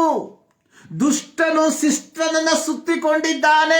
ಇಲ್ಲಿ ದುಷ್ಟನು ಎಂಬುದಾಗಿ ಬರೆಯಲ್ಪಟ್ಟಿರುವಂಥದ್ದು ಯಹೂದ್ಯರಲ್ಲದವರ ಕುರಿತಾಗಿ ಅಲ್ಲ, ಯಹೂದ್ಯರಾಗಿ ದೇವರ ಧರ್ಮೋಪದೇಶಕ್ಕೆ ಅನುಸಾರವಾಗಿ ನಡೆಯದೇ ಇರುವಂತಹ ವ್ಯಕ್ತಿಯನ್ನ ದುಷ್ಟನು ಎಂಬುದಾಗಿ ಇಲ್ಲಿ ಹಬಕ್ಕೂಕನು ಪ್ರಬೋಧಿಸುವಂತದನ್ನು ನೋಡ್ತೇವೆ. ದುಷ್ಟನು ಶಿಷ್ಟನನ್ನ ಸುತ್ತಿಕೊಂಡಿದ್ದಾನೆ. ಇಂತಹ ಒಂದು ಪರಿಸ್ಥಿತಿಯಲ್ಲಿ ದೇವರ ಮಕ್ಕಳೆಂಬುದಾಗಿ, ದೇವರ ಸ್ವಕೀಯ ಪ್ರಜೆಗಳೆಂಬುದಾಗಿ ಹೆಸರುಗೊಂಡಿದ್ದಂತಹ ಜನರು ಹಾದು ಹೋಗುವಂತಹ ಸಂದರ್ಭದಲ್ಲಿ ಪ್ರವಾದಿಯಾದ ಯೆಶಾಯನು ಹೇಳ್ತಾ ಇದ್ದಾನೆ. ಇಲ್ಲಿ ಪ್ರವಾದಿಯಾದ ಯೆಶಾಯನು ವರ್ತಮಾನದ ಅವ್ಯವಸ್ಥೆಯಿಂದ ದೇವರ ಶಾಂತಿಯುತವಾದ ಆಳ್ವಿಕೆಗೆ, ಭವಿಷ್ಯತ್ತಿನ ಕಡೆಗೆ ನಮ್ಮ ದೃಷ್ಟಿಯನ್ನ, ನಮ್ಮ ಕಣ್ಣುಗಳನ್ನು ಎತ್ತುವಂತೆ ಮಾಡುವವನಾಗಿದ್ದಾನೆ. ಇಲ್ಲಿ ಅಂತ್ಯಕಾಲದಲ್ಲಿ ಯೆಹೋವನ ಮಂದಿರದ ಬೆಟ್ಟವು ದೊಡ್ಡ ಗುಡ್ಡ ಬೆಟ್ಟಗಳಿಗಿಂತ ಉನ್ನತವಾಗಿ ಬೆಳೀತದೆ. ಪ್ರಿಯರೇ, ನಮ್ಮ ನಿರೀಕ್ಷೆ ಏನಾಗ್ತದೆ? ಅಲ್ಲಿ 2 ವಿಚಾರಗಳನ್ನು ನಾವು ಪ್ರತ್ಯೇಕವಾಗಿ ನೋಡಿದೆವು. ಒಂದು, ಆತನು ತನ್ನ ಮಾರ್ಗಗಳ ಕುರಿತಾಗಿ ನಮಗೆ ಬೋಧನೆ ಮಾಡ್ತಾನೆ. ಜನಾಂಗದವರು ಹೇಳುವಂಥದ್ದು, come let us go to ನಾವು ಯೆಹೋವನ ಮಂದಿರಕ್ಕೆ ಹೋಗೋಣ. ನಾವು ಯೆಹೋವನ ಮಂದಿರಕ್ಕೆ ಹೋಗುವಂತಹ ಸಂದರ್ಭದಲ್ಲಿ ಯೆಹೋವನು ನಮಗೆ ಉಪದೇಶ ಮಾಡ್ತಾನೆ. 2ನೇದಾಗಿ 4ನೇ ವಾಕ್ಯದಲ್ಲಿ ಅವ್ರೇನ್ ಮಾಡ್ತಾರೆ? There is a no war. ಯೆಹೋವನು ಯುದ್ಧವನ್ನು ಸಂಪೂರ್ಣವಾಗಿ ನಿಶ್ಶೇಷವಾಗಿ ನಿಲ್ಲಿಸ್ಬಿಡ್ತಾನೆ. ಇದು ಯಾವಾಗ ಸಂಭವಿಸುತ್ತದೆ? ಯೇಸು ಕ್ರಿಸ್ತನ 2ನೇ ಬರೋಣದಲ್ಲಿ. ಅಂದ್ರೆ ಯೇಸು ಕ್ರಿಸ್ತನ 2ನೇ ಬರೋಣದ ಕುರಿತಾಗಿ ಮುಂಚಿತವಾಗಿ ಪ್ರವಾದಿಯಾದ ಯೆಶಾಯನ ಮೂಲಕವಾಗಿ ಸರ್ವಶಕ್ತನಾದ ದೇವರು ಮುಂತಳಿಸುವಂಥದ್ದನ್ನು ನಾವು ನೋಡುತ್ತೇವೆ. ವೇಟಿಂಗ್, ಅದಕ್ಕೋಸ್ಕರವಾಗಿ ಲೈಫ್ ಇನ್ ವೇಟಿಂಗ್, ಕಾಯುವಿಕೆಯ ಜೀವನ. ನಂತರವಾಗಿ ನಾವು ನೋಡುವಂಥದ್ದು ಲೂಕನ ಬರೆದ ಸುವಾರ್ತೆ 12ನೇ ಅಧ್ಯಾಯದಲ್ಲಿ. ಅಲ್ಲಿ ಯೇಸು ಸ್ವಾಮಿ ಹೇಳಿದಂತಹ ಒಂದು ಮಾತು 12ನೇ ಅಧ್ಯಾಯದ 32ನೇ ವಾಕ್ಯ, ಚಿಕ್ಕ ಹಿಂಡೆ ಹೆದರಬೇಡ, ಆ ರಾಜ್ಯವನ್ನು ನಿಮಗೆ ದಯಪಾಲಿಸುವುದಕ್ಕೆ ನಿಮ್ಮ ತಂದೆಯು ಸಂತೋಷವುಳ್ಳವನಾಗಿದ್ದಾನೆ. ಚಿಕ್ಕ ಹಿಂಡೆ ನೋಡಿ, ಯೇಸುವಿನ ಐಹಿಕ ಸೇವೆಯ ಸಂದರ್ಭದಲ್ಲಿ ಒಬ್ಬ ವ್ಯಕ್ತಿ ಯೇಸು ಸ್ವಾಮಿಯ ಬಳಿಗೆ ಬಂದು ಹೇಳ್ತಾ ಇದ್ದಾನೆ, ತಂದೆಯ ಆಸ್ತಿಯಲ್ಲಿ ನನಗೆ ಪಾಲು ಕೊಡುವಂತೆ ನನ್ನ ಸಹೋದರನಿಗೆ ಹೇಳು ಎಂಬುದಾಗಿ. ಇಲ್ಲಿ ಯೇಸು ಸ್ವಾಮಿ ಒಂದು ಸಾಮ್ಯವನ್ನು ಹೇಳ್ತಾ ಇದ್ದಾನೆ. ಒಬ್ಬ ಐಶ್ವರ್ಯವಂತ ವ್ಯಕ್ತಿ ಇದ್ದ, ಅವನು ಬೆಳೆಯನ್ನ ಬೆಳೆದ, ಬೆಳೆಯು 100ರಷ್ಟು ಬೆಳೆ ಕೊಡ್ತು. ಅವನು ಈ ರೀತಿಯಾಗಿ ಯೋಚನೆ ಮಾಡ್ದ, ನಾನು ನನ್ನ ಕಣಜಗಳನ್ನು ಒಡೆದಾಕ್ಬಿಡ್ತೇನೆ, ಹೊಸ ಕಣಜಗಳನ್ನು ಕಟ್ಟುತ್ತೇನೆ, ನನ್ನ ದವಸಗಳನ್ನು ತುಂಬಿಸ್ಕೊಳ್ತೇನೆ. ಆಮೇಲೆ ನಾನು ಹೇಳ್ತಾನೆ, ನನ್ನ ಜೀವಾತ್ಮಕ್ಕೆ ನನಗೆ ನಾನೇ ಹೇಳ್ತೇನೆ, ಅನೇಕ ವರ್ಷಗಳಿಗೆ ಬೇಕಾದಷ್ಟು ಆಹಾರ ಸರಕುಗಳು ಬಿದ್ದಿದೆ, ಊಟ ಮಾಡು, ಕುಡಿ, ಸುಖ ಪಡಿ ಎಂಬುದಾಗಿ ಹೇಳ್ತೇನೆ. ಆದರೆ ಆ ರಾತ್ರಿ ನಿನ್ನ ಪ್ರಾಣ ನಿನ್ನ ಕಡೆಯಿಂದ ಕೇಳುವರು, ಆಗ ನೀನು ಸಿದ್ಧ ಮಾಡಿಟ್ಟಿರುವುದು ಯಾರಿಗಾಗುವುದು? ಇಲ್ಲಿ ಯೇಸು ಸ್ವಾಮಿ ಹೇಳ್ತಾ ಇದ್ದಾನೆ. ಒಬ್ಬ ಬಿತ್ತನೆ ಬಿಡ್ತದ, ಬೆಳೆ ಬಂತು, 100ರಷ್ಟು ಬೆಳೆ ಬಂತು. ಅವನೇನ್ ಮಾಡ್ದ, ತನ್ನ ಹಳೆಯ ಕಣಜಗಳನ್ನ ಒಡೆದಾಕಿ ಹೊಸ ಕಣಜಗಳನ್ನ ಕಟ್ಟಿ ಅದರಲ್ಲಿ ತನ್ನ ದವಸವನ್ನ ತುಂಬಿಸ್ಕೊಂಡು ಹೇಳ್ತಾ ಇದ್ದಾನೆ, ಲೆಟ್ ಅಸ್ ಎಂಜಾಯ್.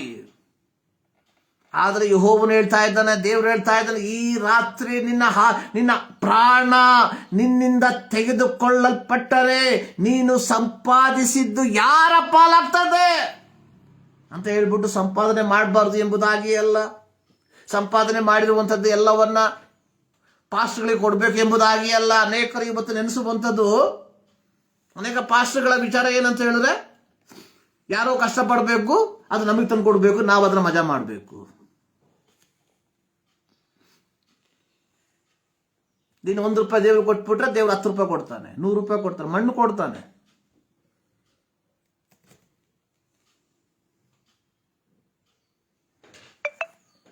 ಎಲ್ಲಿಂದ ಉಪದೇಶ ಇವಲ್ಲ? ಯಾರು ಕೊಟ್ಟಿದ್ದು ಉಪದೇಶ? ಸೊ ಇಲ್ಲಿ ಯೇಸು ಸ್ವಾಮಿ ಹೇಳುವಂಥದ್ದು, so prepare for your self. ಇದಕ್ಕಿಂತ ಮುಂಚಿತವಾಗಿ ಒಬ್ಬ ಯವನಸ್ಥ ಯೇಸು ಸ್ವಾಮಿಯ ಬಳಿಗೆ ಬಂದು ಕೇಳ್ತಾ ಇದ್ದಾರೆ, ನಾನು ನಿತ್ಯ ಜೀವವನ್ನು ಪಡ್ಕೊಳ್ಬೇಕಾದ್ರೆ ಏನ್ ಮಾಡಬೇಕು? ಯೇಸು ಸ್ವಾಮಿ ಹೇಳಿದ್ರು, ನೀನು ಧರ್ಮೋಪದೇಶಕ್ಕೆ ಅನುಸಾರವಾಗಿ ನಡಿಬೇಕು, ದೇವರ ಆಜ್ಞೆಗಳನ್ನು ಕೈಕೊಳ್ಬೇಕು. ಏನು ದೇವರ ಆಜ್ಞೆ? ದೇವರಾದ ಯೆಹೋವನನ್ನು ಪೂರ್ಣ ಮನಸ್ಸಿನಿಂದ ಆರಾಧಿಸಬೇಕು, ವ್ಯಭಿಚಾರ ಮಾಡಬಾರ್ದು, ಕಳ್ತನ ಮಾಡಬಾರ್ದು, ಕೊಲೆ ಮಾಡಬಾರ್ದು. ಅದು ದಶಾಜ್ಞೆಗಳನ್ನ ಯೇಸು ಸ್ವಾಮಿ ಹೇಳ್ದ. ಆ ಯವನಸ್ಥ ಹೇಳ್ದ, ನಾನು ಚಿಕ್ಕಂದಿನಿಂದ ಇವೆಲ್ಲವನ್ನು ಪಾಲಿಸ್ಕೊಂಡು ಬರ್ತಾ ಇದ್ದೇನೆ. ಯೇಸು ಸ್ವಾಮಿ, ನೀನು ಪರಿಪೂರ್ಣನಾಗಬೇಕಾದ್ರೆ ಒಂದು ಕೆಲಸ ಮಾಡು, ನಿನ್ನ ಆಸ್ತಿಯನ್ನೆಲ್ಲ ಮಾರ್ಬಿಟ್ಟು ಬಡವರಿಗೆ ಕೊಟ್ಟು ನನ್ನನ್ನು ಹಿಂಬಾಲಿಸು. ಬಡವರಿಗೆ ಕೊಟ್ಬಿಟ್ಟು ಪಾಸ್ಟ್ಗಳಿಗೆ ಕೊಟ್ಬಿಟ್ಟಲ್ಲ. ಇವತ್ತು ಹೇಳ್ತಾರೆ, ನೀವೆಲ್ಲ ಪಾಸ್ಟ್ಗಳಿಗೆ ಕೊಡಿ, ಸಭೆ ಕಟ್ಟಕ್ಕೆ ಕೊಡಿ. ಕೊಡೋಣ, ಒಳ್ಳೇದು ಇದ್ರೆ ಕೊಡಿ. ದೇವರ ಮಕ್ಕಳು ಕೂತ್ಕೊಂಡು ಆರಾಧನೆ ಮಾಡುವಂಥ ಸಭೆಗೆ ನಾವು ಸ್ವಲ್ಪ ಹಣವನ್ನು ಕೊಡುವಂಥ ತಪ್ಪಲ್ಲ. ಆದರೆ ಇದನ್ನೇ ಬಿಸ್ನೆಸ್ ಮಾಡಿರುವಂಥ ಅನೇಕ ವ್ಯಕ್ತಿಗಳು ಇವತ್ತಿದ್ದಾರೆ. ಇವತ್ತು ಬಹಳ ಸೂಕ್ಷ್ಮತೆಯಲ್ಲೇ ಇರಬೇಕು. ಇಲ್ಲಿ ಯೇಸು ಸ್ವಾಮಿ ಹೇಳ್ತಾ ಇದ್ದಾನೆ, ಬಡವರಿಗೆ ಕೊಡು. ಆದರೆ ಅವನು ಬಹಳ ಹಣವಂತನಾದದರ ಫಲವಾಗಿ ಬಾಡು ಮುಖದಿಂದ ಹೊರಟು ಹೋಗ್ಬಿಟ್ಟ. ಯೇಸು ಸ್ವಾಮಿ ಹೇಳ್ದ, ಐಶ್ವರ್ಯವಂತನು ದೇವರ ರಾಜ್ಯದಲ್ಲಿ ಸೇರುವುದಕ್ಕಿಂತ ಒಂಟೆಯು ಸೂಜಿಯ ಕಣ್ಣಿನಲ್ಲಿ ನುಗ್ಗುವುದು ಸುಲಭ. ಆಗ ಶಿಷ್ಯರು ಕೇಳ್ತಾರೆ, ಹೀಗಾದ್ರೆ ಯಾರಿಗೆ ರಕ್ಷಣೆ ಆಗ್ತದೆ? ಮನುಷ್ಯರಿಂದ ಅಸಾಧ್ಯ, ಆದರೆ ದೇವರಿಂದ ಎಲ್ಲವೂ ಸಾಧ್ಯ. ಅಂದ್ರೆ ನಾವು ಐಶ್ವರ್ಯವಂತರಾಗಬೇಕು ಎಂಬುದಾಗಿ ಅಲ್ಲ, ಅಥವಾ ಐಶ್ವರ್ಯವಂತರಾಗಬಾರ್ದು ಎಂಬುದಾಗಿ ಅಲ್ಲ. ಅವರ್ ಫಸ್ಟ್ ಪ್ರಯಾರಿಟಿ ಗಾಡ್, ದೇವರಾಗಿರ್ಬೇಕು ನಮ್ಮ ಮೊದಲ priority. Seek ye first the kingdom of God and his righteousness, and all things shall be added unto you. ಮೊದಲು ದೇವರ ರಾಜ್ಯಕ್ಕಾಗಿ, ನೀತಿಗಾಗಿ ತವಕ ಪಡ್ರಿ, ಅದರೊಟ್ಟಿಗೆ ಎಲ್ಲವೂ ಸಿಗ್ತದೆ. ಇಲ್ಲಿ ಯೇಸು ಸ್ವಾಮಿ ಹೇಳ್ತಾ ಇದ್ದಾನೆ, ಈ ರಾತ್ರಿ ನಿನ್ನ ಪ್ರಾಣ ನಿನ್ನ ಕಡೆಯಿಂದ ಕೇಳ್ಕೊಂಡ್ರೆ ನೀನು ಸಂಪಾದಿಸಿದ್ದು ಯಾರ ಪಾಲಾಗ್ತದೆ? ಸೊ ಅನೇಕ ದೇವರ ಸೇವಕರು, ಪಾಸ್ಟರ್ಗಳು ಈ ವಾಕ್ಯವನ್ನು ಹೇಳ್ಬಿಟ್ಟು ವಿಶ್ವಾಸಿಗಳನ್ನ ಎದುರಿಸ್ತಾರೆ. ಆದ್ರೆ ಈ ಪಾಸ್ಟರ್ಗಳಿಗೆ ಗೊತ್ತಿಲ್ಲ ಅವರು ಒಂದು ದಿನ ಸಾಯ್ಬೇಕು ಎಂಬುದಾಗಿ. ಸೊ ನೀನು ಇಷ್ಟೆಲ್ಲ ಸುಳ್ಳು ಹೇಳ್ಬಿಟ್ಟು, ಇಷ್ಟೆಲ್ಲ ಮಾಡ್ಬಿಟ್ಟು, ಕಟ್ಬಿಟ್ಟು ಆ ರಾತ್ರಿ ನಿನ್ನ ಪ್ರಾಣ ನಿನ್ನಿಂದ ತೆಗೆದುಕೊಂಡು ಹೋಗ್ಬಿಟ್ರೆ ನಿನ್ನ ಕಟ್ಟಿದ್ದು ಯಾರ ಪಾಲಾಗ್ತತೆ? ಪರವಾಗಿಲ್ಲ ಪಾಸ್ಟರ್, ನನ್ನ ಹೆಂಡತಿ ಮಕ್ಕಳಿದ್ದಾರೆ, ಅವ್ರು ನೋಡ್ಕೊಳ್ತಾರೆ. ಅದೇ ಥರ ವಿಶ್ವಾಸಿಗಳು ಅಷ್ಟೇ. ಅವ್ರು ಸತ್ರೆ ಅವ್ರ ಹೆಂಡತಿ ಮಕ್ಕಳಿದಾರ ನೋಡ್ಕೊಳ್ತಾರೆ, ಡೋಂಟ್ ವರಿ, ನೀವು ಅದ್ರ ಬಗ್ಗೆ ತಲೆಗೆ ಹೋಗಬೇಡಿ. ಶ್ರೀ ಯೇಸು ಸ್ವಾಮಿ ಹೇಳ್ತಾ ಇದ್ದಾನೆ, ಈ ರಾತ್ರಿ ನಿನ್ನ ಪ್ರಾಣ ನಿನ್ನ ಕಡೆಯಿಂದ ಕೇಳ್ಕೊಂಡ್ರೆ ನೀನು ಸಿದ್ಧ ಮಾಡಿಟ್ಟಿರುವುದು ಯಾರಿಗಾಗ್ತದೆ? ಶ್ರೀ ವಲ್ಲಭನ ಹೇಳಿ ಯೇಸು ಸ್ವಾಮಿ ತನ್ನ ಶಿಷ್ಯರಿಗೆ ಹೇಳ್ದ, ಇದರಿಂದ ಏನ್ ತಿನ್ಬೇಕು, ಏನ್ ಕುಡಿಬೇಕು ಎಂಬುದಾಗಿ ಯೋಚನೆ ಮಾಡಬೇಡ್ರಿ. ಇವೆಲ್ಲವುಗಳಿಗೋಸ್ಕರ ಯಾರು ಯೋಚನೆ ಮಾಡ್ತಾರೆ? ನೋಡಿ, ಇಹಲೋಕದ ಜನರು ತವಕ ಪಡ್ತಾರೆ. ಯಾವುದಕ್ಕೋಸ್ಕರವಾಗಿ? ಏನ್ ತಿನ್ಬೇಕು, ಏನ್ ಕುಡಿಬೇಕು, ಇವೆಲ್ಲ ನಿಮಗೆ ಬೇಕು ಎಂಬುದಾಗಿ ದೇವರಿಗೆ ಗೊತ್ತು. ಸೊ ನಿನಗೆ ವಾಸ ಮಾಡೋದಕ್ಕೆ ಮನೆ ಬೇಕು ಎಂಬುದಾಗಿ ದೇವರಿಗೆ ಗೊತ್ತು. ಸೊ ನಿನಗೆ ಸೇವಿಸುವುದಕ್ಕೆ ಆಹಾರ ಬೇಕು ಎಂಬುದಾಗಿ ದೇವರಿಗೆ ಗೊತ್ತು. ಸೊ ನಿನಗೆ ಉಡುವುದಕ್ಕೆ ಬಟ್ಟೆ ಬೇಕು ಎಂಬುದಾಗಿ ದೇವರಿಗೆ ಗೊತ್ತು. ಸೊ ನಿನಗೆ ಆರೋಗ್ಯ ಬೇಕು ಎಂಬುದಾಗಿ ದೇವರಿಗೆ ಗೊತ್ತು. ಸೊ ನಿನ್ನ ಮಕ್ಕಳಿಗೆ ಒಳ್ಳೆ ವಿದ್ಯಾಭ್ಯಾಸ ಬೇಕು ಎಂಬುದಾಗಿ ದೇವರಿಗೆ ಗೊತ್ತು. ಸೊ ನೀನು ಮನೆ ಸಂಪಾದಿಸುವುದಕ್ಕೋಸ್ಕರವಾಗಿ, ಆಹಾರ ಸಂಪಾದಿಸುವುದಕ್ಕೋಸ್ಕರವಾಗಿ, ಮಕ್ಕಳ ವಿದ್ಯಾಭ್ಯಾಸಕ್ಕೋಸ್ಕರವಾಗಿ ದೇವರ ಹೆಸರನ್ನ ವ್ಯರ್ಥವಾಗಿ ಉಪಯೋಗ ಮಾಡಬೇಡ. ದೇವರ ಹೆಸರನ್ನು ಹೇಳಿ ಆಲಯವನ್ನ ಕಟ್ಟಿ ಆ ಆಲಯದಲ್ಲಿ ನೀನು ವಾಸ ಮಾಡಬೇಡ.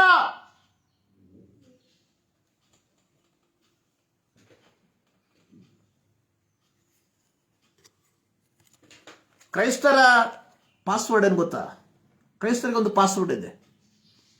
ಏನಾದರೂ ರೊಕ್ಕ ಬೇಕು ಅಂತ ಹೇಳಿದ್ರೆ password, brother please pray for me.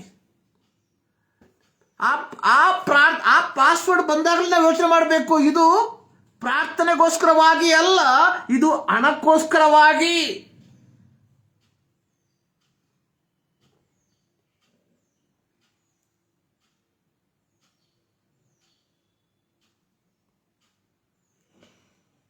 ಈ ರಾತ್ರಿ ನಿನ್ನ ಪ್ರಾಣ ನಿನ್ನಿಂದ ಕೇಳಲ್ಪಟ್ಟರೆ ಏನ್ ಮಾಡ್ತೀಯಾ?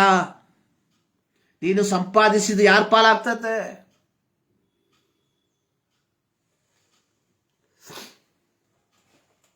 ಇವತ್ತು ನೋಡಿ, ಮೇನ್ನೇ ಸಭೆಗಳನ್ನು ಬಿಟ್ಬಿಡಿ. ಅವರಿಗೆ ಅವರದೇ ಆದಂಥ ಆಲಯ ಇದೆ, ಅವರಿಗೆ ಅವರದೇ ಆದಂಥ ಪಾಸನೆಗಳಿದ್ದಾವೆ. ಆದರೆ ಇವತ್ತು ಪೆಂಟೆಕೋ ಸಭೆಗಳು ಸಭೆಯ ಹೆಸರನ್ನು ಹೇಳ್ಕೊಂಡು ಮನೆ ಕಟ್ಟಿಕೊಂಡು ಅದ್ರ ಮೇಲ್ಗಡೆ ಬೇಕಾದ್ರೆ ಒಂದು ಶೀಟ್ ಹಾಕ್ಬಿಟ್ಟು ಆರಾಧನೆ ಮಾಡುವಂತ ಎಷ್ಟು ಜನ ಇದ್ದಾರೆ. ಎಲ್ಲಿಂದ ಹಣ ಬಂತು? ಬಡ ವಿಶ್ವಾಸಿಗಳು ಕೊಟ್ಟಿರುವಂಥದ್ದು. ನಿಮಗಿರುವ ಸಂದೇಶ ಇವತ್ತು, ಈ ರಾತ್ರಿ ನಿನ್ನ ಪ್ರಾಣ ನಿನ್ನಿಂದ ಕೇಳಲ್ಪಟ್ಟರೆ ನೀನು ಸಂಪಾದಿಸಿದ್ದು ಯಾರ ಪಾಲಾಗ್ತದೆ? ಇಲ್ಲಿ ಯೇಸು ಸ್ವಾಮಿ ಹೇಳ್ತಾ ಇದ್ದಾನೆ, ಏನು ಊಟ ಮಾಡಬೇಕು, ಏನು ಹೊತ್ಕೊಬೇಕು ಎಂಬುದಾಗಿ ಚಿಂತೆ ಮಾಡಬೇಡ್ರಿ. ಇದಕ್ಕೋಸ್ಕರ ಯಾರು ಚಿಂತೆ ಮಾಡ್ತಾರೆ? ಲೌಕಿಕರು ಚಿಂತೆ ಮಾಡ್ತಾರೆ. ಇಹಲೋಕದ ಜನ ತವಕ ಪಡ್ತಾರೆ. ನೀನ್ ತವಕ ಪಡಬೇಡ. ಸೊ ನಿನಗೆ ಇವೆಲ್ಲ ಬೇಕು ಎಂಬುದಾಗಿ ದೇವರಿಗೆ ಗೊತ್ತು. ದೇವರು ನಿಮಗೆ ಕೊಡ್ತಾನೆ. ನೋಡಿ, ನಾನು ದೊಡ್ಡ ಹಣವಂತ ಅಲ್ಲ. ಸೊ ನನಗೂ ಸಹ ಕಷ್ಟ ಇದೆ. ಅನೇಕ ಸಂದರ್ಭದಲ್ಲಿ ಆಹಾರವನ್ನ ಮಾಡುವುದಕ್ಕೂ ಪ್ರಯಾಸ ಪಡುವಂತಹ ಪರಿಸ್ಥಿತಿಗಳು ನಮ್ಮಲ್ಲೂ ಉಂಟು.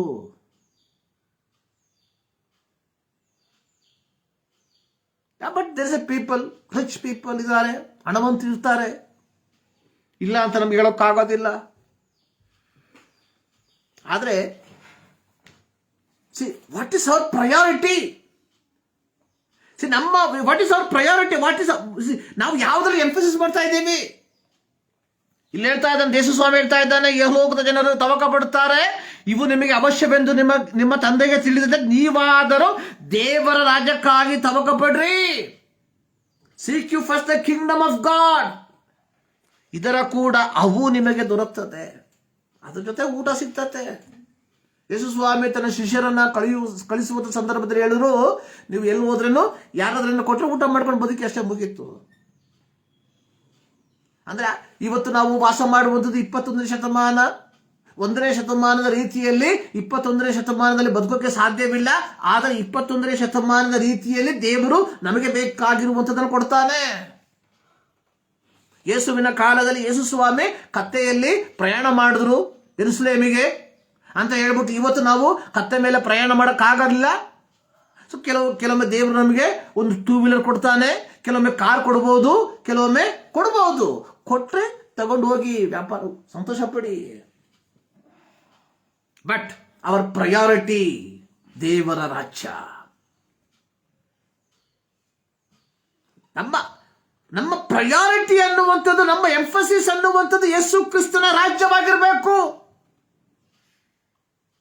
32ನೇ ವಾಕ್ಯದಲ್ಲಿ ಹೇಳ್ತಾ ಇದ್ದಾನೆ, ಚಿಕ್ಕ ಹಿಂಡೆ ಹೆದರಬೇಡ, ಆ ರಾಜ್ಯವನ್ನು ನಿಮಗೆ ದಯಪಾಲಿಸುವುದಕ್ಕೆ ನಿಮ್ಮ ತಂದೆಯು ಸಂತೋಷವುಳ್ಳವನಾಗಿದ್ದಾನೆ. ಯಾವ ರಾಜ್ಯವನ್ನು? ದೇವರ ರಾಜ್ಯವನ್ನ. Is happy. So is happy to give. ಆತನು ತನ್ನ ರಾಜ್ಯವನ್ನ ನಮಗೆ ಕೊಡುವುದಕ್ಕೆ ಸಂತೋಷವುಳ್ಳವನಾಗಿದ್ದಾನೆ. ನಾವೇನ್ ಮಾಡಬೇಕು? ಈ ದೇವರ ಹೆಸರು ಹೇಳ್ಕೊಂಡು ಈ ಭೂಮಿಯಲ್ಲಿ ನಮ್ಮ ಸ್ವಾರ್ಥಪರ ಜೀವಿತವನ್ನು ಜೀವಿಸಬಾರ್ದಷ್ಟೇ. ದೇವರ ಸೇವೆಯ ಹೆಸರನ್ನ ಹೇಳ್ಕೊಂಡು, ಆಲಯದ ಹೆಸರನ್ನ ಹೇಳ್ಕೊಂಡು ಸ್ವಂತ ಮನೆ ಕಟ್ಕೊಬಾರ್ದು. ದೇವರ ಸೇವೆಯ ಹೆಸರನ್ನ ಹೇಳ್ಕೊಂಡು ಗಾಡಿ ತಗೊಂಡು ಸೋಮವಾರದಿಂದ ಶನಿವಾರ ತನಕ ಅತ್ತೆ ಮನೆ ಸುತ್ತಬಾರ್ದು.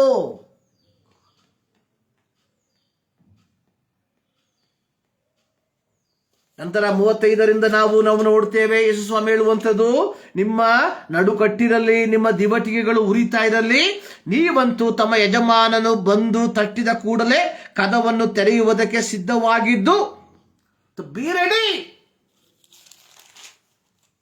ನೋಡಿ 40ನೇ ವಾಕ್ಯದಲ್ಲಿ, ನೀವು ನೆನೆಸದ ಗಳಿಗೆಯಲ್ಲಿ ಮನುಷ್ಯ ಕುಮಾರನು ಬರುತ್ತಾನೆ. 2025ರ ಕ್ರಿಸ್ಮಸ್ ಹಬ್ಬವನ್ನು ಆಚರಣೆ ಮಾಡುವುದಕ್ಕೆ ಸಕಲ ಸಿದ್ಧತೆಯನ್ನ ಮಾಡಿಕೊಂಡಿರುವಂತಹ ಪ್ರೀತಿಯ ದೇವ ಜನರೇ, ಅಪ್ಪಿತಪ್ಪಿ 24ನೇ ತಾರೀಕು ರಾತ್ರಿ 12 ಗಂಟೆಗೆ ಇಲ್ಲ ರಾತ್ರಿ 11 ಗಂಟೆಗೆ ಯೇಸು ಸ್ವಾಮಿ ಬಂದುಬಿಟ್ರೆ ನೀನು ಸಿದ್ಧ ಮಾಡಿರುವುದು ಯಾರ ಪಾಲಾಗ್ತದೆ? ಯೋಚನೆ ಮಾಡಿ.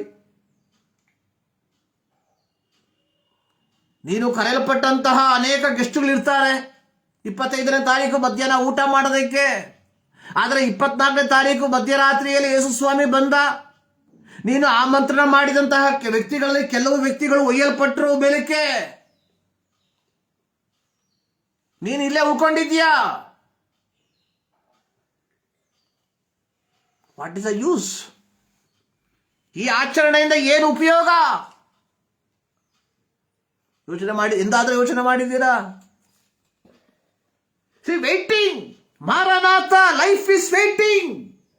ಪ್ರತಿ ಕ್ರೈಸ್ತನ ಜೀವಿತ ಕಾಯುವಿಕೆಯ ಜೀವನವಾಗಿರಬೇಕು. ಎನಿ ಮೂಮೆಂಟ್ ಹೋಗ್ಲಿ, ಯೇಸು ಸ್ವಾಮಿ ಬಂದಿಲ್ಲ, ಸೊ ನಾವು ತಿರೋಗ್ಬಿಟ್ರೆ ಎನಿ ಟೈಮ್. ನಾನು ಪ್ರತಿದಿನ ಮರಣದ ಕುರಿತಾಗಿ ಮಾತಾಡ್ತೀನಿ, ಪ್ರತಿದಿನ ಮಾತಾಡ್ತೇನೆ. ಎನಿ ಟೈಮ್, ಯಾವ ಸಂದರ್ಭದಲ್ಲಿ ಯಾರು ಬೇಕಾದ್ರೂ ಸಾಯ್ಬೋದು. ನಾನು ಪ್ರತಿ ಭಾನುವಾರ ಹೇಳ್ತೇನೆ. ಹೋದ ವಾರ ಹೇಳ್ದೆ, ಮೊನ್ನೆ ಭಾನುವಾರ ಪ್ರಸಂಗ ಮಾಡ್ತೇನೆ, ಮುಂದಿನ ಭಾನುವಾರ ನೋ ಗ್ಯಾರಂಟಿ. ಇವತ್ತು ಹೇಳ್ತೇನೆ ಡಿಸೆಂಬರ್ 21, ಇವತ್ತು ಪ್ರಸಂಗ ಮಾಡ್ತಾ ಇದ್ದೇನೆ. ಮುಂದಿನ ಭಾನುವಾರ ಇವತ್ತು 28, ನೋ ಗ್ಯಾರಂಟಿ, ನೋ ಗ್ಯಾರಂಟಿ. ಬದುಕಿದ್ರೆ ಮಾಡ್ತೇನೆ ಅಷ್ಟೇ, ಇಲ್ಲ ಅಂತ ಹೇಳಿ ಮಾಡೋಕ್ಕಾಗುತ್ತೆ? No, our life is no guarantee. ನಮ್ಮ ಮೊಬೈಲ್ಗೆ ಗ್ಯಾರಂಟಿ ಇದೆ, ನಮ್ಮ ಟಿವಿಗೆ ಗ್ಯಾರಂಟಿ ಇದೆ, ನಾವು ತೆಗೆದುಕೊಳ್ಳುವಂತ ಆಹಾರ ಪದಾರ್ಥಗಳಿಗೆ ಗ್ಯಾರಂಟಿ ಇದೆ, ಬಟ್ ನಮಗೆ no guarantee.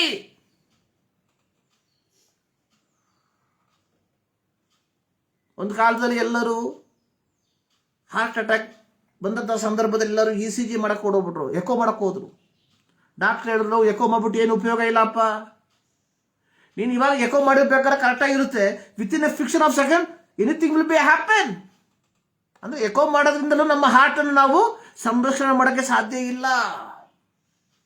This is no guarantee for our life. ಆದ್ರೆ ನಮಗಿರುವಂತಹ ಒಂದು ನಿರೀಕ್ಷೆ ಏನು ಗೊತ್ತಾ? ಯೋಹಾನ 14:3, ನಾನು ನಿಮಗೆ ಸ್ಥಳವನ್ನು ಸಿದ್ಧ ಮಾಡೋದಕ್ಕೆ ಹೋಗ್ತೇನೆ, ಸ್ಥಳವನ್ನು ಸಿದ್ಧ ಮಾಡಿದ ಮೇಲೆ ನಾನು ಬಂದು ನಿಮ್ಮನ್ನು ಕರ್ಕೊಂಡು ಹೋಗ್ತೇನೆ, ನಾನಿರುವಲ್ಲೇ ನೀವಿರಬೇಕು. ಇದು ನಮಗಿರುವ ಗ್ಯಾರಂಟಿ. ಸೊ ನಮಗಿರುವ ಗ್ಯಾರಂಟಿ ನಿತ್ಯತ್ವ. ಆ ನಿತ್ಯತ್ವವನ್ನು ನಾವೇನ್ ಮಾಡಬೇಕು? ದೃಢಪಡಿಸ್ಕೊಂಡಿರ್ಬೇಕು ಈ ಲೋಕದಲ್ಲಿ. 2025 ಕ್ರಿಸ್ಮಸ್ ಹಬ್ಬವನ್ನು ಆಚರಣೆ ಮಾಡೋದಕ್ಕಿಂತ ಮುಂಚಿತವಾಗಿ ನನ್ನನ್ನು ಕೇಳುವಂತ ಪ್ರೀತಿಯ ದೇವ ಜನರೇ, ಈ ಮುಂಜಾನೆಯಲ್ಲಿ ನಿಮ್ಮ ನಿತ್ಯತ್ವವನ್ನು ದೃಢಪಡಿಸ್ಕೊಳ್ರಿ. ಪ್ರಕಟಣೆ ಪುಸ್ತಕ 28ನೇ ಅಧ್ಯಾಯ ಸತ್ಯವೇದದ ಕೊನೆಯ ಪುಸ್ತಕ. ಒಂದು ಟಾನಿಕ್ ಹೇಳ್ತೀನಿ ನಿಮಗೆ, ಒಂದು ಒಳ್ಳೆ ಟಾನಿಕ್ ಇದು ಡೈಲಿ ಕುಡೀರಿ. ಇದು ಡೈಲಿ ನೀವು ಕುಡಿಬೇಕು ಈ ಒಂದು ಟಾನಿಕ್ ಅನ್ನು. ಏನು ಗೊತ್ತಾ, ರೆವಲ್ಯೂಷನ್ 22 ಎಲ್ಲ ಅಧ್ಯಾಯ ಓದಬೇಕು. ಅದೇ ಎಲ್ಲ ಓದಲ್ಲ ನಾವು, ಆದರೆ ದಯವಿಟ್ಟು ಈ ಒಂದು ಅಧ್ಯಾಯವನ್ನು ಪ್ರತಿದಿನ ಓದ್ರಿ. ಪ್ರತಿದಿನ ಏನು ಮಾಡಬೇಕು, ನೀವು ಈ ಒಂದು ಅಧ್ಯಾಯವನ್ನು ಓದಬೇಕು. 28ನೇ ಅಧ್ಯಾಯ ಅತ್ಯಂತ ಸುಂದರವಾದಂಥ ಒಂದು ಅಧ್ಯಾಯ. ಅಲ್ಲಿ ಅದರ 5 ವಾಕ್ಯವನ್ನು ನಾನು ಓದ್ತೇನೆ. ಆಮೇಲೆ ಅವನು ಸ್ಫಟಿಕದಂತೆ ಪ್ರಕಾಶಮಾನವಾಗಿದ್ದ ಜೀವಜಲದ ನದಿಯನ್ನು ನನಗೆ ತೋರಿಸಿದನು. ಅದು ದೇವರ ಮತ್ತು ಯಜ್ಞದ ಕುರಿಯಾದಾತನ ಸಿಂಹಾಸನದಿಂದ ಹೊರಟು ಪಟ್ಟಣದ ಬೀದಿಯ ಮಧ್ಯದಲ್ಲಿ ಹರಿಯುತ್ತಿತ್ತು. ಆ ನದಿಯ ಉಭಯ ಪಾರ್ಶ್ವಗಳಲ್ಲಿ ಜೀವ ವೃಕ್ಷವಿತ್ತು. ಅದು ತಿಂಗಳಿಗೆ ಫಲವನ್ನು ಫಲಿಸುತ್ತಾ 12 ತರದ ಫಲವನ್ನು ಕೊಡುತ್ತದೆ. ಆ ಮರದ ಎಲೆಗಳು ಜನಾಂಗದವರನ್ನು ವಾಸಿ ಮಾಡುವುದಕ್ಕೆ ಪ್ರಯೋಜನವಾಗಿದೆ. ಇನ್ನು ಶಾಪಗ್ರಸ್ತವಾದದ್ದು ಒಂದು ಇರುವುದಿಲ್ಲ. ಆ ಪಟ್ಟಣದಲ್ಲಿ ದೇವರ ಮತ್ತು ಯಜ್ಞದ ಕುರಿಯಾದಾತನ ಸಿಂಹಾಸನವಿರುವುದು. ಆತನ ದಾಸರು ಆತನಿಗೆ ಯಾಜಕ ಸೇವೆ ಮಾಡುವರು. ಅವರಿಗೆ ಆತನ ಮುಖದರ್ಶನವಾಗುವುದು. ಅವರ ಹಣೆಗಳ ಮೇಲೆ ಆತನ ಹೆಸರು ಇರುವುದು. ಇನ್ನು ರಾತ್ರಿ ಇರುವುದಿಲ್ಲ. ಅವರಿಗೆ ದೀಪದ ಬೆಳಕು, ಸೂರ್ಯನ ಬೆಳಕು ಬೇಕಾಗುವುದಿಲ್ಲ. ದೇವರಾದ ಕರ್ತನೆ ಅವರಿಗೆ ಬೆಳಕು ಕೊಡುವನು. ಅವರು ಯುಗ ಯುಗಾಂತರಗಳಲ್ಲಿಯೂ ಆಳುವರು. ನೋಡಿ, ಯೋಹಾನ 14:3 ಯೇಸು ಸ್ವಾಮಿ ಹೇಳ್ದ, ಏನು ಹೇಳಿದ್ರು, ನಾನು ನಿಮಗೆ ಸ್ಥಳವನ್ನು ಸಿದ್ಧ ಮಾಡೋದಕ್ಕೆ ಹೋಗ್ತೇನೆ. ಸ್ಥಳವು ಸಿದ್ಧ ಮಾಡಿದ ಮೇಲೆ ನಾನು ಬಂದು ನಿಮ್ಮನ್ನು ಕರ್ಕೊಂಡು ಹೋಗ್ತೇನೆ. ಎಲ್ಲಿಗೆ ಕರ್ಕೊಂಡು ಹೋಗ್ತಾರೆ?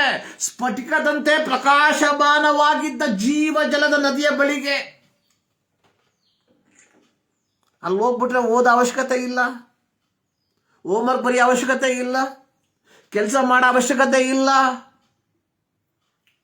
ಕರೆಂಟ್ ಬಿಲ್ ಕಟ್ಟೋ ಅವಶ್ಯಕತೆ ಇಲ್ಲ, ಸೆಕೆ ಇಲ್ಲ, ಚಳಿ ಇಲ್ಲ, ಮಳೆ ಇಲ್ಲ. ನೋಡಿ, ನಿನಗೂ ನನಗೂ ದೇವರು ಸಿದ್ಧ ಮಾಡಿರುವಂತಹ ಶ್ರೇಷ್ಠವಾದಂತಹ ಆಶೀರ್ವಾದ. ಪ್ರತಿದಿನ ಈ ವಾಕ್ಯವನ್ನು ಓದ್ರಿ. 10ನೇ ವಾಕ್ಯದಲ್ಲಿ, ಇದಲ್ಲದೆ ಅವರು ನನಗೆ ಈ ಪುಸ್ತಕದಲ್ಲಿರುವ ಪ್ರವಾದನ ವಾಕ್ಯವನ್ನು ಗುಪ್ತವಾಗಿಡಬೇಡ, ಇವು ನೆರವೇರುವ ಸಮಯವು ಸಮೀಪವಾಗಿದೆ. 12ನೇ ವಾಕ್ಯ, ಇಗೋ ಬೇಗನೆ ಬರುತ್ತೇನೆ,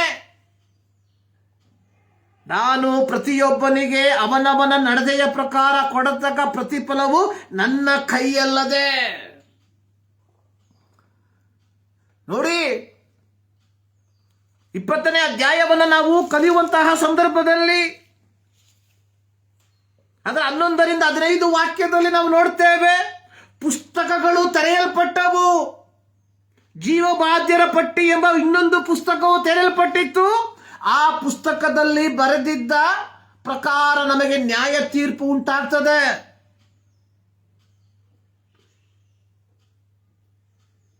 ಯಾವನ ಹೆಸರು ಜೀವಬಾಧ್ಯರ ಪಟ್ಟಿಯಲ್ಲಿ ಕಾಣೋದಿಲ್ವೋ ಅವನು ಬೆಂಕಿಯ ಕೆರೆಗೆ ದೊಬ್ಬಲ್ಪಡ್ತಾನೆ. ಕ್ರೈಸ್ತರ ಜೀವಿತ ಅನ್ನುವಂಥದ್ದು ಕಾಯುವಿಕೆಯ ಜೀವನ.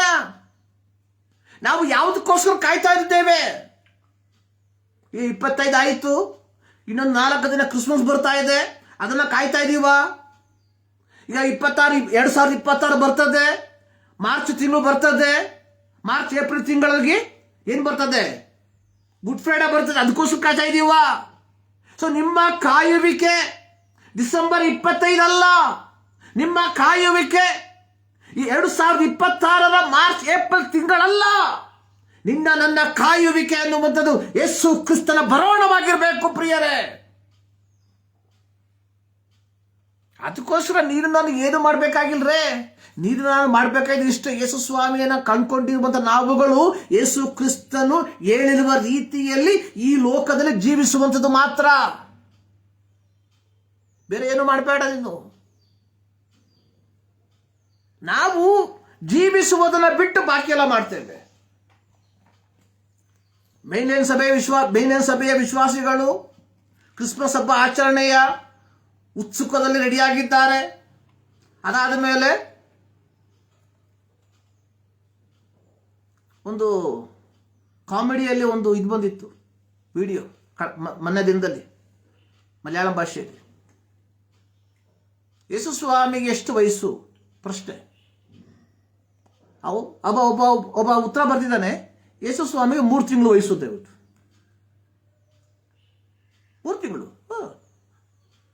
ಅದಕ್ಕೆ ಟೀಚರ್ ಹೆಂಗಪ್ಪ ಇದು 3 ತಿಂಗಳು? ಟೀಚರ್, ಡಿಸೆಂಬರಲ್ಲಿ ಕ್ರಿಸ್ಮಸ್ ಬರುತ್ತೆ. ಡಿಸೆಂಬರಲ್ಲಿ ನಾವು ಯೇಸು ಸ್ವಾಮಿಯ ಜನನವನ್ನು ಆಚರಣೆ ಮಾಡ್ತೇವೆ. ಜನವರಿ, ಫೆಬ್ರವರಿ, ಮಾರ್ಚ್ ಯೇಸು ಸ್ವಾಮಿ ಗುಡ್ ಫ್ರೈಡೆ ಬರುತ್ತೆ. ಮುಗಾಯ್ತು 3 ತಿಂಗಳು. ಸೊ ನಮ್ಮ ಕಾಯುವಿಕೆ 3 ತಿಂಗಳು. ಒಂದು ಜನನ, ಇನ್ನೊಂದು ಮರಣ, ಜನನ ಮರಣ, ಬಾಕಿ ನಮ್ದು.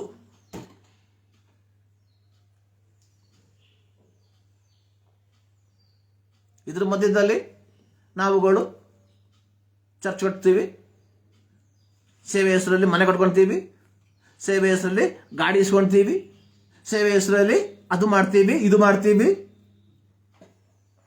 ದುಡ್ಡು ಮಾಡೋದಕ್ಕೆ ಎರಡು ಮಾರ್ಗ. ಒಂದು ಯೇಸು ಕ್ರಿಸ್ತನ ಜನನ, 2 ಯೇಸು ಕ್ರಿಸ್ತನ ಮರಣ. ಪ್ರಿಯ ದೇವ ಜನರೇ, ಈ ಮುಂಜಾನೆಯಲ್ಲಿ ಯಾವುದಕ್ಕೋಸ್ಕರವಾಗಿ ನಾವು ವೇಟ್ ಮಾಡ್ತಾ ಇದ್ದೇವೆ? ಒಮ್ಮೆ ಯೋಚನೆ ಮಾಡಿ ನೋಡಿ. 14ನೇ ವಾಕ್ಯ, ತಮ್ಮ ನಿಲುವಂಗಿಗಳನ್ನು ತೊಳಕೊಂಡವರು ಧನ್ಯರು, ಅವರಿಗೆ ಜೀವ ವೃಕ್ಷದ ಹಕ್ಕು ಇರುವುದು, ಅವರು ಬಾಗಲುಗಳಿಂದ ಪಟ್ಟಣದೊಳಗೆ ಸೇರುವರು. ತಮ್ಮ ನಿಲುವಂಗಿಯನ್ನು ತೊಳ್ಕೊಂಡವರು. ಏನು ನಿಲುವಂಗಿ ತೊಳ್ಕೊಳ್ಳೋದು ಅಂತ ಹೇಳಿದ್ರೆ, ತಮ್ಮನ್ನು ತಾವೇ ಪವಿತ್ರತೆಯಲ್ಲಿ ಕಾಪಾಡಿಕೊಂಡಂಥವರು ಧನ್ಯರು ಎಂಬುದಾಗಿ. 11ನೇ ವಾಕ್ಯದಲ್ಲಿ, ಅನ್ಯಾಯ ಮಾಡುವವನು ಅನ್ಯಾಯ ಮಾಡಲಿ, ಮೈಲಿಗೆಯಾದವನು ಮೈಲಿಗೆ ಮಾಡಿಕೊಳ್ಳಲಿ, ನೀತಿವಂತನು ಇನ್ನೂ ನೀತಿಯನ್ನು ಅನುಸರಿಸಲಿ, ಪವಿತ್ರನು ತನ್ನನ್ನು ತಾನೇ ಪವಿತ್ರ ಮಾಡಿಕೊಳ್ಳಲಿ. ಯೇಸು ಕ್ರಿಸ್ತನ ರಕ್ತದ ಮೂಲಕವಾಗಿ ನಿನ್ನ ಪಾಪಗಳು ಪರಿಹಾರವಾಗಿ ನೀನು ಪವಿತ್ರವಾದ ಜೀವಿತವನ್ನು ಜೀವಿಸುವಂತ ವ್ಯಕ್ತಿಯಾಗಿದ್ರೆ ನಿನಗಿರುವಂತಹ ಸಂದೇಶ, ನೀನು ನಿನ್ನನ್ನು ಅಪವಿತ್ರಪಡಿಸಿಕೊಳ್ಳಬೇಡ, ಬದಲಾಗಿ ನಿನ್ನನ್ನು ನೀನೇ ಇನ್ನೂ ಪವಿತ್ರಗೊಳಿಸ್ಕೋ. ಸೊ ನೀನು ನೀತಿವಂತನಾಗಿದ್ರೆ ಲೋಕದ ಆಚಾರ ವಿಚಾರಗಳನ್ನು ನೋಡಿ ನಿನ್ನನ್ನು ಅನೀತಿವಂತಗೊಳಿಸ್ಕೊಳ್ಬೇಡ, ಬದಲಾಗಿ ಇನ್ನೂ ನಿನ್ನನ್ನು ನೀನೆ ನೀತಿವಂತಗೊಳಿಸ್ಕೋ. ಸೊ ಈ ರೀತಿ ಮಾಡಿದ್ರೆ ನಿನಗೆ ಜೀವ ವೃಕ್ಷದ ಹಕ್ಕು ಸಿಗ್ತದೆ. ನೀನು ಬಾಗಿಲುಗಳ ಮೂಲಕವಾಗಿ ಪ್ರವೇಶ ಮಾಡ್ತೀಯಾ. 15ನೇ ವಾಕ್ಯ, ನಾಯಿಗಳಂತಿರುವ ಮಾಟಗಾರರು, ಜಾರರು, ಕೊಲೆಗಾರರು, ವಿಗ್ರಹಾರಾಧಕರು, ಸುಳ್ಳಾದನ್ನು ಪ್ರೀತಿಸಿ ನಡೆಸುವವರೆಲ್ಲರೂ ಹೊರಗಿನವರು. ಸೊ ಇವರು ಯಾರಿಗೂ ಎಲ್ಲಿಗೆ? ಯೇಸು ಕ್ರಿಸ್ತನ 2ನೇ ಬರೋಣದಲ್ಲಿ, ಪರಲೋಕದಲ್ಲಿ ಬಾಧ್ಯತೆ ಇಲ್ಲ.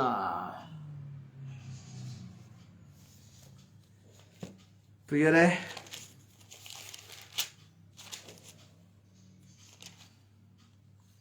ಒಂದು ಕೊರಿಂಥ 6ನೇ ಅಧ್ಯಾಯದಲ್ಲಿ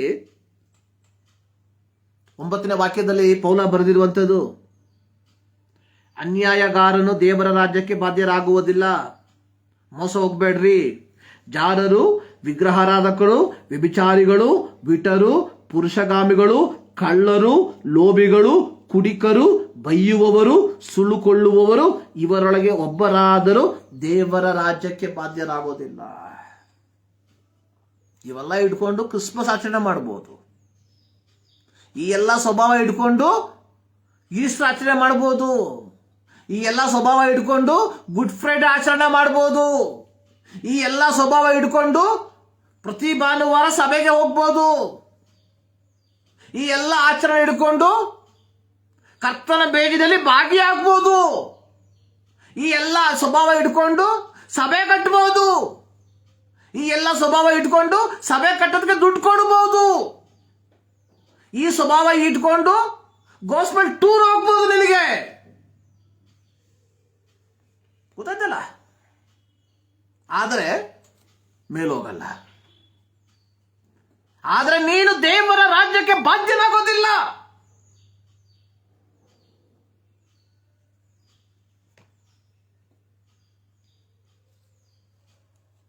ಪೌಲತೀತನಿಗೆ ಹೇಳ್ತಾ ಇದ್ದಾನೆ.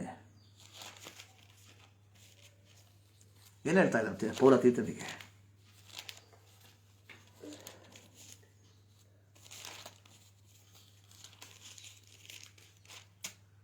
ಎಲ್ಲ ಮನುಷ್ಯರಿಗೆ ರಕ್ಷಣೆಯನ್ನುಂಟು ಮಾಡುವ ದೇವರ ಕೃಪೆ ಪ್ರತ್ಯಕ್ಷವಾಯಿತು. ನನ್ನನ್ನು ಕೇಳುವ ಪ್ರೀತಿಯ ದೇವಜನರೇ, ಪ್ರಿಯರೇ, ಪ್ರೀತಿಯ ಸಹೋದರರೇ, ಪ್ರೀತಿಯ ಸಹೋದರಿಯರೇ, ಪ್ರೀತಿಯ ತಂದೆ ತಾಯಿಗಳೇ, ಪ್ರೀತಿಯ ಮಕ್ಕಳೇ,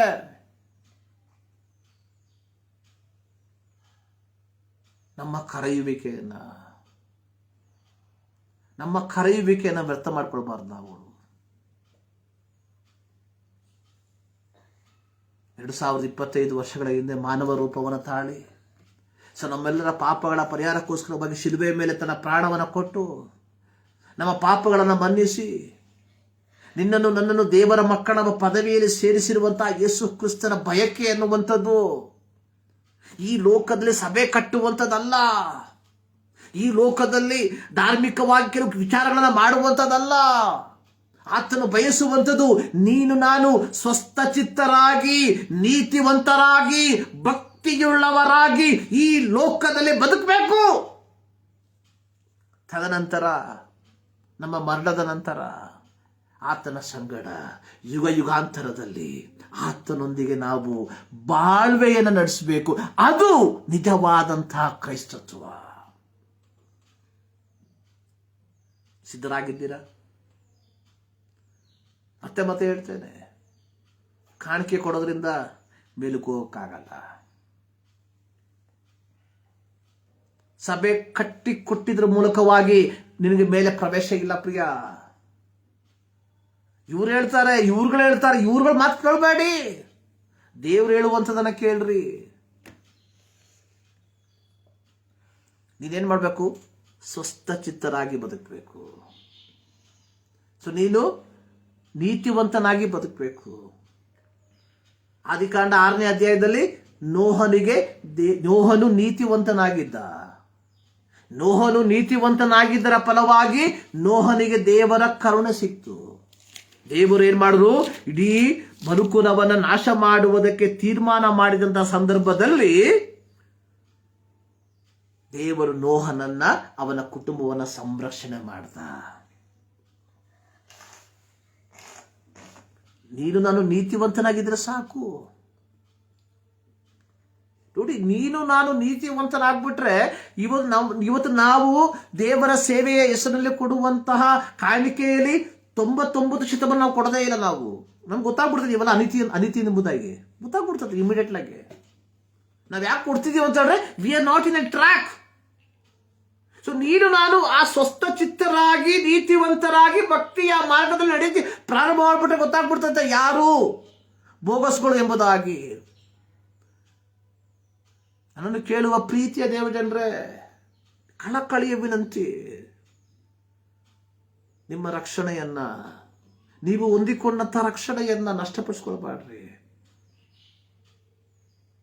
2025 ವರ್ಷಗಳ ಹಿಂದೆ ಮಾನವ ಕುಲದ ರಕ್ಷಣೆಗೋಸ್ಕರವಾಗಿ ತಂದೆಯ ಏಕಮಾತ್ರ ಕುಮಾರನು ಈ ಲೋಕಕ್ಕೆ ಬಂದು ದಾಸನ ರೂಪವನ್ನು ತಾಳಿ ಶಿಲುಬೆಯ ಮರಣವನ್ನು ಅನುಭವಿಸಿ ನಮಗೆ ನಿತ್ಯತ್ವವನ್ನು ವಾಗ್ದಾನ ಮಾಡಿರುವಾಗ ಸ್ವಾರ್ಥಪರರ ಮಾತನ್ನ ಕೇಳಿ ನಿತ್ಯತ್ವವನ್ನು ನಷ್ಟಪಡಿಸ್ಕೊಳ್ಬೇಡ್ರಿ. ನಮ್ಮ ನಿರೀಕ್ಷೆ ಯೇಸು ಕ್ರಿಸ್ತನ ಬರೋಣ. ಸೊ ನಮ್ಮ ಬಯಕೆ ಯೇಸು ಕ್ರಿಸ್ತನ ಬರೋಣದಲ್ಲಿ ಕಾಣಲ್ಪಡುವಂಥದ್ದು ಇದಾಗಿರಲಿ. 2025 ಈ ಅಂತ್ಯ ದಿನದಲ್ಲಿ ನಮ್ಮ ಒಂದು ಬಯಕೆಯಾಗಿರಲಿ. ಪ್ರಾರ್ಥನೆ ಮಾಡೋಣ. ಸರ್ವಶಕ್ತನಾದ ದೇವರೇ, ಪ್ರತಿದಾವರ್ತಿ ನಮ್ಮನ್ನು ನಿಮ್ಮ ಸನ್ನಿಧಾನಕ್ಕೆ ಸಮರ್ಪಿಸ್ತಾ ಇದ್ದೇವೆ. ನಿಮ್ಮ ವಾಕ್ಯಕ್ಕಾಗಿ ಸ್ತೋತ್ರ ಸ್ವಾಮಿ. ನಮ್ಮ ಸಂಗಡ ಮಾತನಾಡೋದಕ್ಕಾಗಿ ಸ್ತೋತ್ರ. ನಿಮ್ಮ ಗುಡಾರ್ಥಗಳನ್ನು ತಿಳಿಯಪಡಿಸಿದಕ್ಕಾಗಿ ಸ್ತೋತ್ರ. ಯೇಸು ಕ್ರಿಸ್ತನ ಮತ್ತು ನಾಮದಲ್ಲಿ ಬಿಡುತ್ತೇವೆ ತಂದೆ. ನಮ್ಮ ಕರ್ತನಾದ ಯೇಸು ಕ್ರಿಸ್ತನ ಕೃಪೆ, ತಂದೆಯಾದ ದೇವರ ಪ್ರೀತಿ, ಪವಿತ್ರಾತ್ಮನ ನ್ಯೂನತೆ ನಮ್ಮೆಲ್ಲ ಸಂಗಡ ಸದಾ ಕಾಲವು ನೆಲೆಗೊಂಡಿರಲಿ. ಆಮೇಲೆ ಈ ಮುಂಜಾನೆಯಲ್ಲಿ ಮತ್ತು ದಾವರ್ತಿ ದೇವರು ನಿಮ್ಮೆಲ್ಲರನ್ನೂ ಧಾರಾಳವಾಗಿ ಆಶೀರ್ವದಿಸಲಿ.